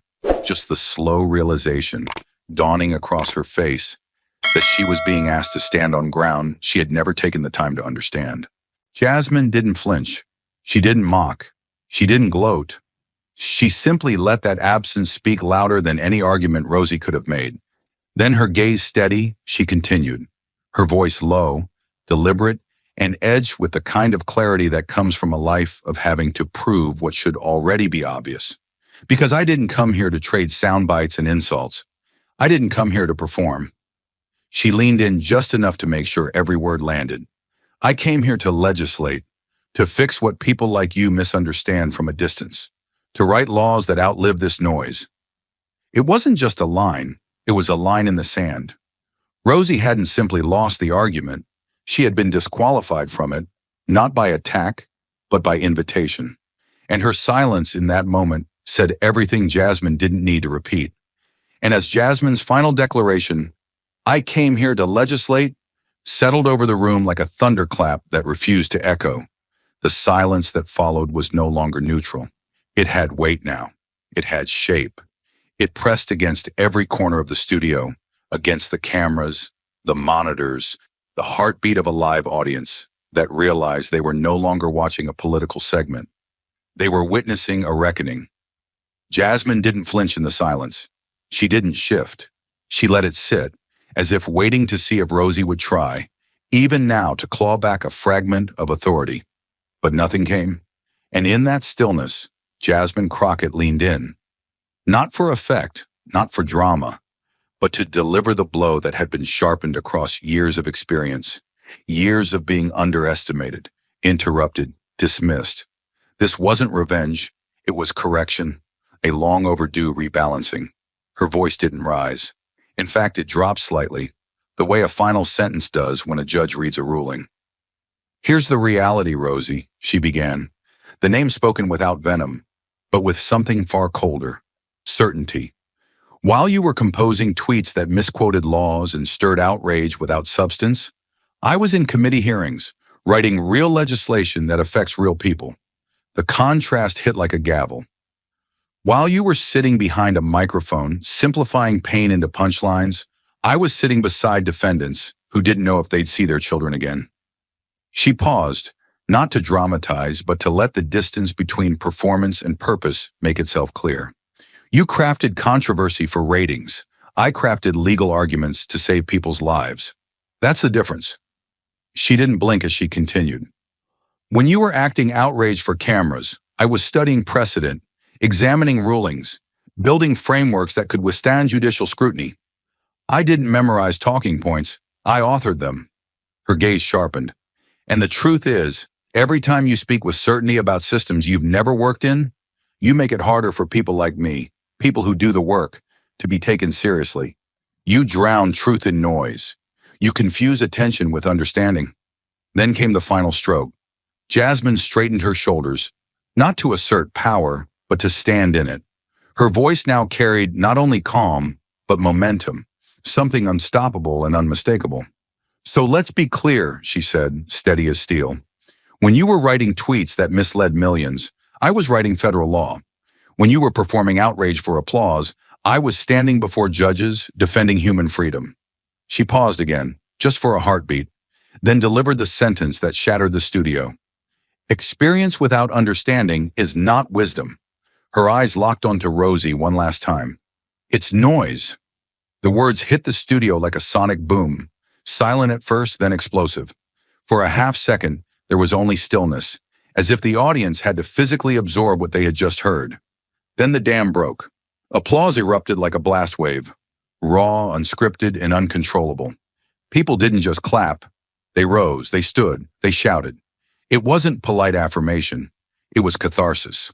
A woman in the third row gasped, "Oh my God," clutching her chest. Someone else muttered under their breath, "That's it." She ended her. Another, louder voice said what everyone was thinking. She buried her alive. The audience no longer looked at Jasmine like a guest on a daytime segment. They looked at her like a storm that had swept through a room built on ego and left only truth standing. She hadn't shouted, she hadn't insulted. She had held a mirror to power, and the reflection was unforgiving. And Rosie didn't move. Her body stayed upright, but her face betrayed a slow collapse. The flush of humiliation bloomed across her cheeks. Her hands, once animated, were still. Her lips parted, then closed. She was no longer part of the conversation. She was its consequence. Jasmine, meanwhile, didn't acknowledge the applause. She didn't raise her hands, didn't nod, didn't smile. She remained composed, because this moment, to her, was never about performance. It was about accountability, about drawing the line where spectacle ends and service begins. Her eyes flicked downward to the next page in her folder, already preparing for whatever came next. Not because she needed to, but because that's what real public servants do. And in that moment, surrounded by thunderous applause, Jasmine Crockett had done more than win a debate. She had made a declaration to the nation. Respect doesn't come from visibility, it comes from the work. And if you confuse the two, expect to be corrected.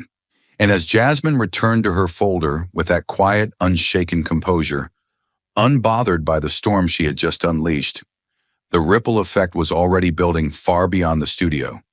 What had just happened wasn't a segment. It wasn't even a confrontation. It was an event. The kind of unscripted, unrehearsed moment that rips through the digital world like a match to dry brush. Within minutes, the clip began circulating. A 4-minute cut of Jasmine's closing remarks hit Twitter like an electric pulse. Then came the vertical format version for TikTok, split-screened with Rosie's frozen expression, followed by the YouTube breakdowns, the Reddit threads, the Instagram reels quoting, "It's not wisdom, it's noise." The views didn't trickle in. They exploded. 10,000 in the first hour, 1 million before lunch. By sunset, Jasmine Crockett wasn't just trending. She was the trend. The phrase "Rosie got obliterated" climbed to the #2 spot on X, formerly Twitter, beaten only by Crockett 2028 ? And with every share, the fury grew. Not against Jasmine, but against everything Rosie's behavior had represented. Arrogance, entitlement, the weaponization of doubt toward accomplished women who didn't fit the old template. Commenters didn't hold back. This is what happens when someone confuses camera time with credibility. She thought it was a skit. Jasmine thought it was Congress. Guess who won? Others stitched the video with past Rosie soundbites, highlighting years of commentary now being re-examined in a far less flattering light. Rosie tried to respond, but too late, too shallow. She posted a vague apology. "Sometimes conversations get heated. I still believe in open dialogue." The backlash was immediate and brutal. Thousands of replies fired back like arrows. This wasn't a conversation. It was an ambush you lost. You questioned her education, then got schooled. Own it. The tweet was deleted within 90 minutes, but the screenshots were already viral. In the age of receipts, deletion was no erasure. The internet had a new favorite phrase: you can delete the tweet, but not the defeat. It was etched into memes, printed on mock magazine covers, turned into a line of t-shirts within 24 hours. But the storm wasn't limited to social media. Legacy media moved in quickly, sensing the scale of what had happened. The Washington Post ran a full editorial under the headline, Jasmine Crockett and the Power of Preparedness in the Age of Performance. In it, the columnist wrote, "What we witnessed on that stage wasn't just a political rebuttal, it was a surgical takedown of cultural condescension, a warning to every voice that mistakes volume for value." BBC World News aired a primetime segment titled Words versus Work: How a U.S. Lawmaker Silenced a Celebrity with Nothing But Truth. They showed clips of Jasmine's remarks with live translation, and the anchor concluded, "Some debates don't need winners. They reveal frauds." Even CNN, often criticized for playing it safe, called it one of the most brutal intellectual takedowns ever broadcast on American daytime television. Within 48 hours, the term intellectual execution had entered the political lexicon. Professors weighed in. Communication experts posted breakdowns of Jasmine's body language, praising her stillness under pressure, her controlled pauses, her lethal timing. Law schools began circulating the footage internally. One dean from a top-tier institution tweeted, "This is now required viewing for 1L trial advocacy." Even marketing executives started referencing the moment in corporate boardrooms, using it as a masterclass in handling live attacks without losing composure. And still, Jasmine said nothing more. She didn't tweet, didn't post, didn't take a victory lap because that wasn't the point. But Rosie couldn't retreat fast enough. Over the next few days, she canceled 3 public appearances, citing mental health space and the need for self-reflection. Publicists tried to reframe the narrative. A few sympathetic outlets attempted op-eds defending her passion or blaming editing choices, but it didn't land. The raw footage was everywhere. No context could explain away the sneer when she said sweetheart.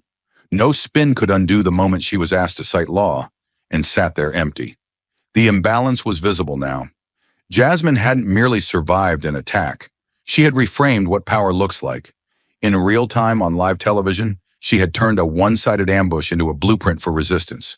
Not with anger, but with intelligence. Not by shouting louder, but by standing firmer.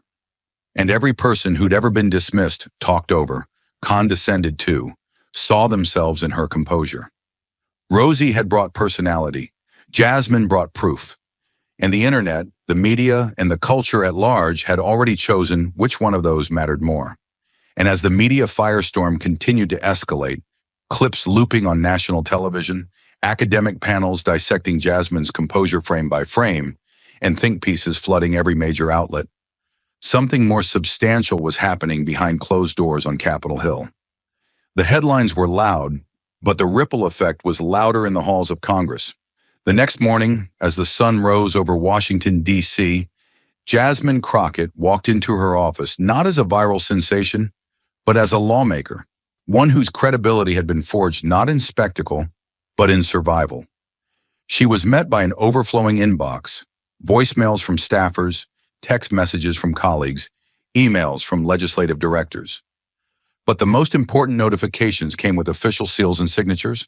By 10:37 a.m., 5 more members of Congress had signed on as co-sponsors of her bill, the Criminal Justice Reform Act of 2024.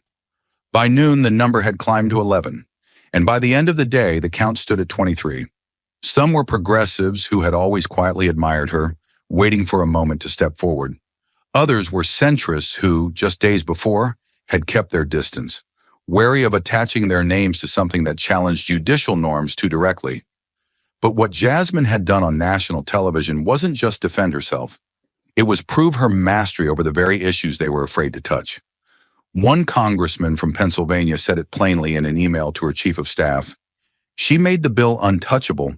After that performance, no one can say she doesn't know exactly what she's doing.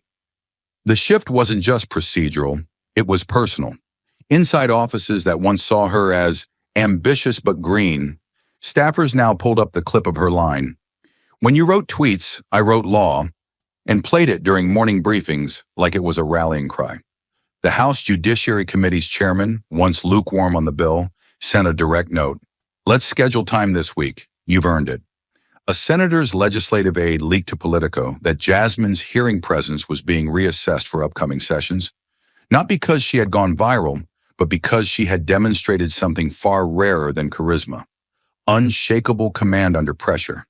And yet, even as the support grew, the contrast only deepened between what she had to endure and what she had to prove. Because Jasmine hadn't gotten those co-sponsors by asking. She hadn't made deals. She hadn't begged. She had earned every signature by walking into a rigged arena, being belittled on live television, and then surgically tearing down the very foundation of that attack using nothing but facts, preparation, and patience. Every yes that landed on her desk came not from political convenience, but from necessity. The moment was too public, the record too permanent. Saying no to her now wasn't just politically risky, it looked foolish. Inside the Capitol, her name was now said differently, not with hesitation, not with curiosity, with respect. One junior staffer was overheard in the elevator whispering to another, "That's Crockett's bill now. No one's going to challenge it after that." Another aide told a reporter off the record, "She turned public humiliation into legislative momentum. I've never seen anything like it." The hallway chatter had changed. Lawmakers who once second-guessed her credentials were now asking to be included in briefings. Offices that had once passed on joint statements now offered to write their own. Policy meetings that used to exclude her now shifted their time so she could attend. And Jasmine? She said nothing about it publicly. No press tour, no chest pounding, no celebrations. Because she knew exactly why the tide had shifted. It hadn't shifted because the bill suddenly made more sense. It hadn't shifted because justice had finally become fashionable. It had shifted because the spectacle had left no room for denial. In front of millions, Jasmine Crockett had been challenged, ridiculed, interrupted, and dismissed. And in the face of all of it, she didn't just respond, she commanded. And now those who once whispered doubts behind closed doors were racing to sign their names beside hers, because she hadn't just written a bill, she had made it impossible to ignore. And as Capitol Hill scrambled to realign itself around Jasmine Crockett's momentum, the aftershocks of her televised confrontation were already reshaping institutions far beyond the corridors of power. The clip had done more than spark a political response. It had carved out a blueprint, and nowhere was that felt more sharply than inside the walls of the nation's top law schools, where generations are shaped not by theory alone, but by example. Professors and deans, many of whom had watched the broadcast in disbelief, were the first to act.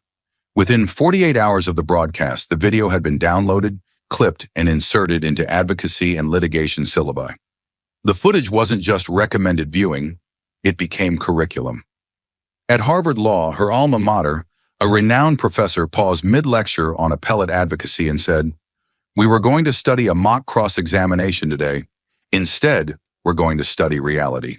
He dimmed the lights. The projector whirred, and the room fell silent as Jasmine's calm, composed voice filled the screen. She wasn't standing at a podium. She wasn't holding a gavel. She was seated, firm, unshaken under fire, and yet dismantling misinformation with surgical precision. When the video reached her line, "When you were tweeting lies, I was writing law," no one in the lecture hall moved. A second-year student whispered, "That's what I want to be able to do." At New York University, the video was brought into a seminar on high-pressure communications.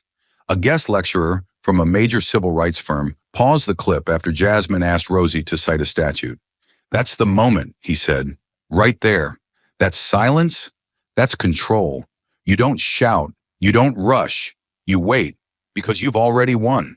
Students furiously took notes, not on theory, but on rhythm, posture, tone. They watched how Jasmine never flinched, never lost eye contact, how her language never became personal, even as she was being personally attacked. It wasn't just law, it was discipline in motion. Georgetown Law created a discussion module around the segment, framing it as the real-time ethics of public advocacy. The conversation shifted beyond Jasmine's performance and into what it represented. What it means for a Black woman to defend not only her work, but her right to speak in a space that was designed to discredit her. One student raised her hand and said, if she had raised her voice, even once, she would have been branded angry. But because she stayed calm, she obliterated the room. Why should she have to walk that tightrope? The professor responded without blinking. Because power still comes with double standards. But what she showed is how to burn the rope while standing on it. Even at smaller regional law schools, the clip was introduced not for the fame, but for the lesson. A trial advocacy instructor in Detroit said, we've studied Kennedy. We've studied Thurgood Marshall. But this is what courtroom command looks like in the digital age. No robes, no gavels, just facts under fire. Students watched, captivated. Some nodded. Some sat motionless. All of them saw not a politician, but a technician, a tactician, a woman who knew how to handle a hostile cross, not in theory, but in practice. On live television, no edits, no moderator, just raw confrontation. And yet behind every analysis was a deeper current of recognition. Jasmine had been forced into that moment. She hadn't asked for it. She hadn't provoked it. She had been challenged, her degree, her intelligence, her legitimacy, all under the guise of conversation. What law schools now dissected as brilliance had, in real time, been triggered by condescension and bias. And still, she hadn't just held the line. She rewrote where the line was. At Stanford, a professor of legal rhetoric assigned an essay. When law becomes a language, analyze how Congresswoman Crockett reframed power using only structure, tone, and content. One student wrote, she never once called Rosie a liar. She didn't need to. She let the truth do it for her. Another wrote, she changed the rules of engagement without ever announcing it. That's not just advocacy, that's transformation. Law deans began to circulate internal memos recommending the clip be integrated into first-year moot court programs, not as a debate strategy, but as an example of poise under provocation. The American Bar Association sent a short-form newsletter titled The Crockett Moment, Why Professionalism Still Wins. In it, they wrote, Congresswoman Crockett's conduct on live television was not only legally sound, it was strategically flawless. Her restraint in the face of mockery, her clarity under pressure, and her unwavering control offer a masterclass for every young litigator preparing to walk into a room where they might not be welcomed. And Jasmine, she didn't tweet about it. She didn't retweet a single law school clip or media headline. She gave no interviews. She declined every offer to speak on panels titled Powerful Women in Politics or How to Go Viral with Grace. Because Jasmine hadn't intended to teach a lesson, she had been forced to defend her right to speak in a space that wanted to reduce her to a punchline. But now across lecture halls and legal writing labs, her voice echoed louder than any textbook. Not because she raised it, but because she refused to lower it. And as law schools canonized the moment and legal institutions adopted Jasmine's voice as a new standard, the outside world, faster, colder, less forgiving, began to make its judgments too. The consequences came not as a headline, but as a whisper that turned into a roar. Rosie O'Donnell lost her deal. It began with murmurs inside the network, internal review meetings behind glass doors, urgent calls between executives. There was no formal announcement, no press conference, just a sudden removal of her image from upcoming promos, a canceled media appearance due to scheduling, and then the final blow, a leaked internal memo from the production company confirming her contract would not be renewed. The language was sterile, procedural, but everyone knew what it meant. The backlash was too strong, too swift, too righteous. What Rosie had delivered was not entertainment, it was elitism weaponized, mockery dressed as dialogue, and audiences, many of whom had grown weary of power disguised as sarcasm, turned on her not because she was cruel, but because she was wrong. By the third day after the broadcast, sponsors had quietly begun pulling ads. One brand released a vague statement about values no longer aligning. Online petitions gained over 100,000 signatures overnight. Influencers across the spectrum, legal, academic, political, and even entertainment, posted side-by-side comparisons. Rosie's scoff beside Jasmine's calm rebuttal. Hashtags exploded. Nuck's Crockett effect trended for 72 hours straight. But it wasn't about cancellation, it was about clarity. A public reckoning had taken place in real time, and no amount of late-night damage control could undo the weight of Rosie's contempt or the precision of Jasmine's dignity. And while Rosie's empire buckled under the weight of her own misstep, Jasmine Crockett stood, unshaken, unbought, and now, undeniably unforgettable. The image of her seated, composed, delivering that final sentence. Next time you question a woman's intelligence, make sure you're qualified to have that conversation. Was clipped and shared millions of times. It became a rallying cry. Printed on t-shirts, painted on protest signs, projected on billboards from Atlanta to Los Angeles. It wasn't just a mic drop. It was a battle standard for every woman who had ever been interrupted, belittled, or told to smile more. Media outlets that once treated Jasmine as a rising figure now hailed her as something greater, an icon forged not in triumph but in fire. Time magazine called her the voice of a generation trained to dismantle power with facts, not fury. The New Yorker ran a full spread titled, "Poise as Power: How Jasmine Crockett Redefined Public Debate." A Wall Street Journal op-ed, surprisingly sympathetic, wrote, "You don't have to agree with her politics to respect her command of the moment. And if you can't respect that, you don't belong in the room." But perhaps the most powerful shift wasn't in the newsrooms or trending tags. It was in the conversations happening at kitchen tables, on classroom floors, in boardrooms where women had grown used to nodding through disrespect. Now when someone was cut off mid-sentence, a voice might rise in quiet solidarity. Make sure you're qualified to have that conversation. It was Jasmine's line, but it no longer belonged to her alone. It belonged to every woman who had waited for her turn to speak, only to be told her expertise was too emotional, too loud, too complex, too much. And Jasmine?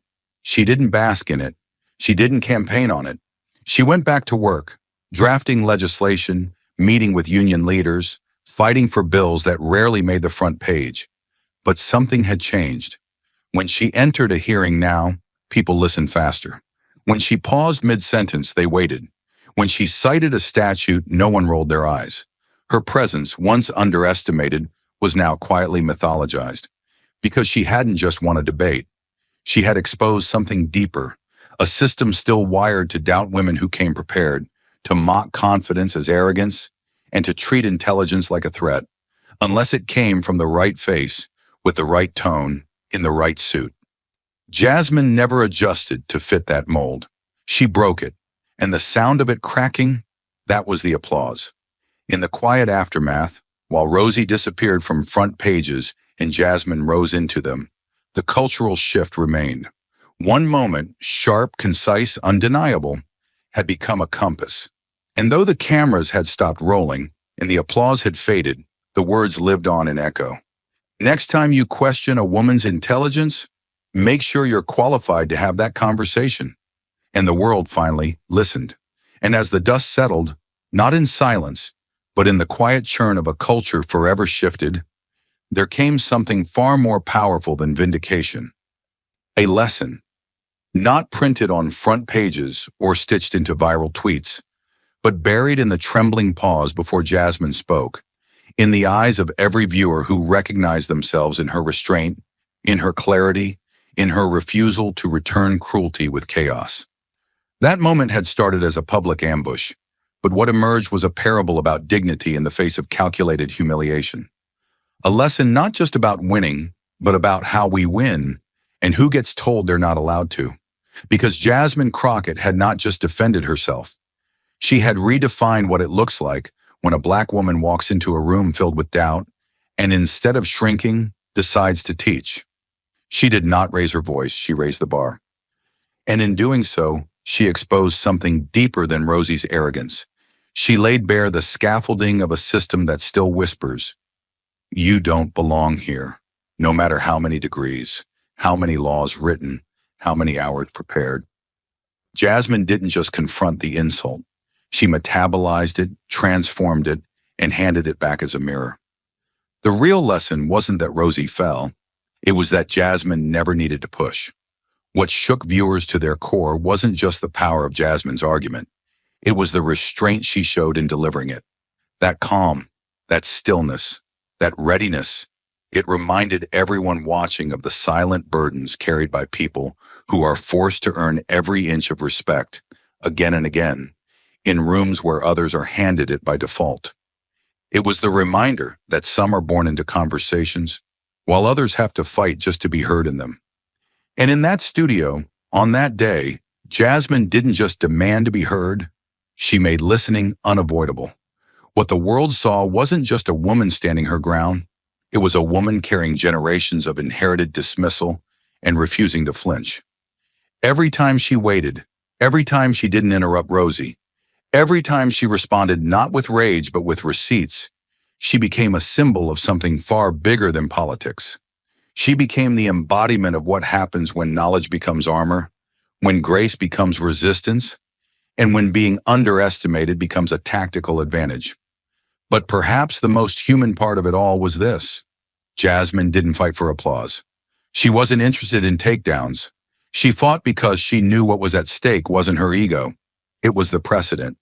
The millions of girls watching who'd been called sweetheart in meetings they ran. The countless professionals told they were too aggressive while watching mediocrity promoted. The sons and daughters of working-class families who grew up knowing they'd have to be twice as good to get half as far. Jasmine didn't speak just for herself. She spoke because someone had to break the cycle. And that is the lesson that burned brightest long after the headlines faded. That silence, when chosen, can be more powerful than any scream. That facts, when wielded with precision, can pierce through arrogance like a scalpel through armor. And that respect, true respect, isn't earned through volume or tenure or legacy.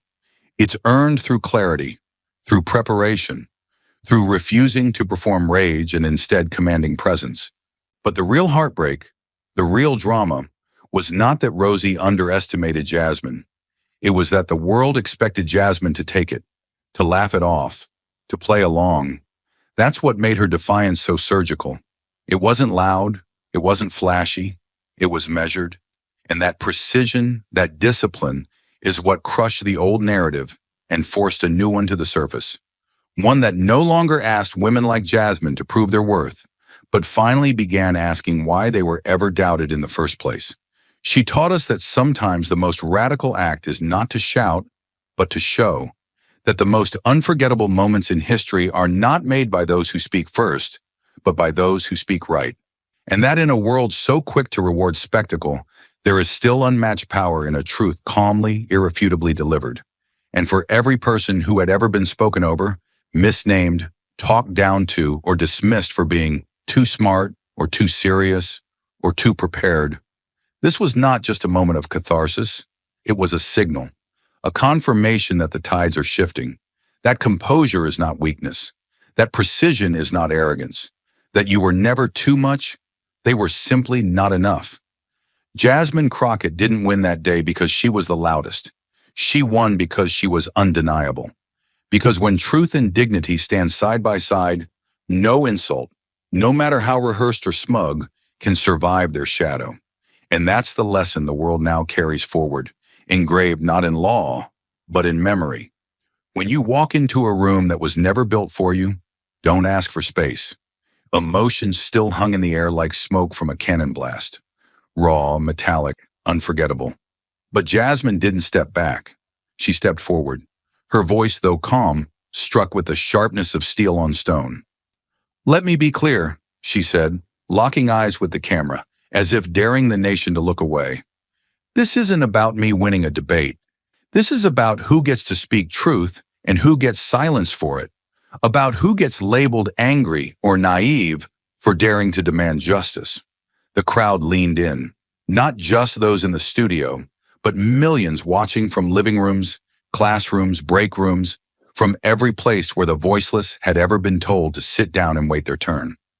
Jasmine's gaze swept across the lens like it was a courtroom, and the jury was every viewer still undecided. You've seen what happens when power feels threatened by knowledge, she continued. When a woman of color walks into a space not built for her and doesn't just survive, but rewrites the damn blueprint. You've heard the laughter. You've felt the silence. But now I'm asking you not to just feel, I'm asking you to move. Her tone didn't beg, it commanded. Not with arrogance, but with urgency carved from experience.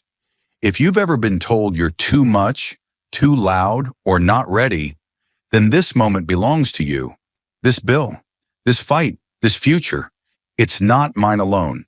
It's yours. So don't clap for me. Call your representative. Flood their phones. Show up. Speak out. Because justice doesn't happen when one voice shouts. It happens when millions refuse to whisper. There was no music swelling beneath her word. No dramatic camera pan. Just truth. Delivered like a match thrown on gasoline.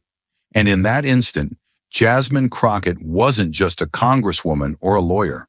She became something else entirely. Trigger, a reckoning.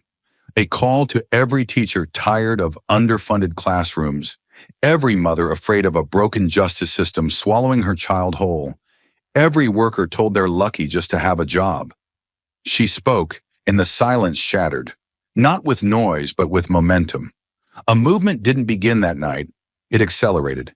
Thank you for watching until this moment and for standing with us on this journey for justice. Your support means everything. Like, subscribe, and turn on notifications so you never miss what's next. And we'd love to hear your thoughts. Leave a comment below and let us know what moved you most in this story. Together, our voices make a difference.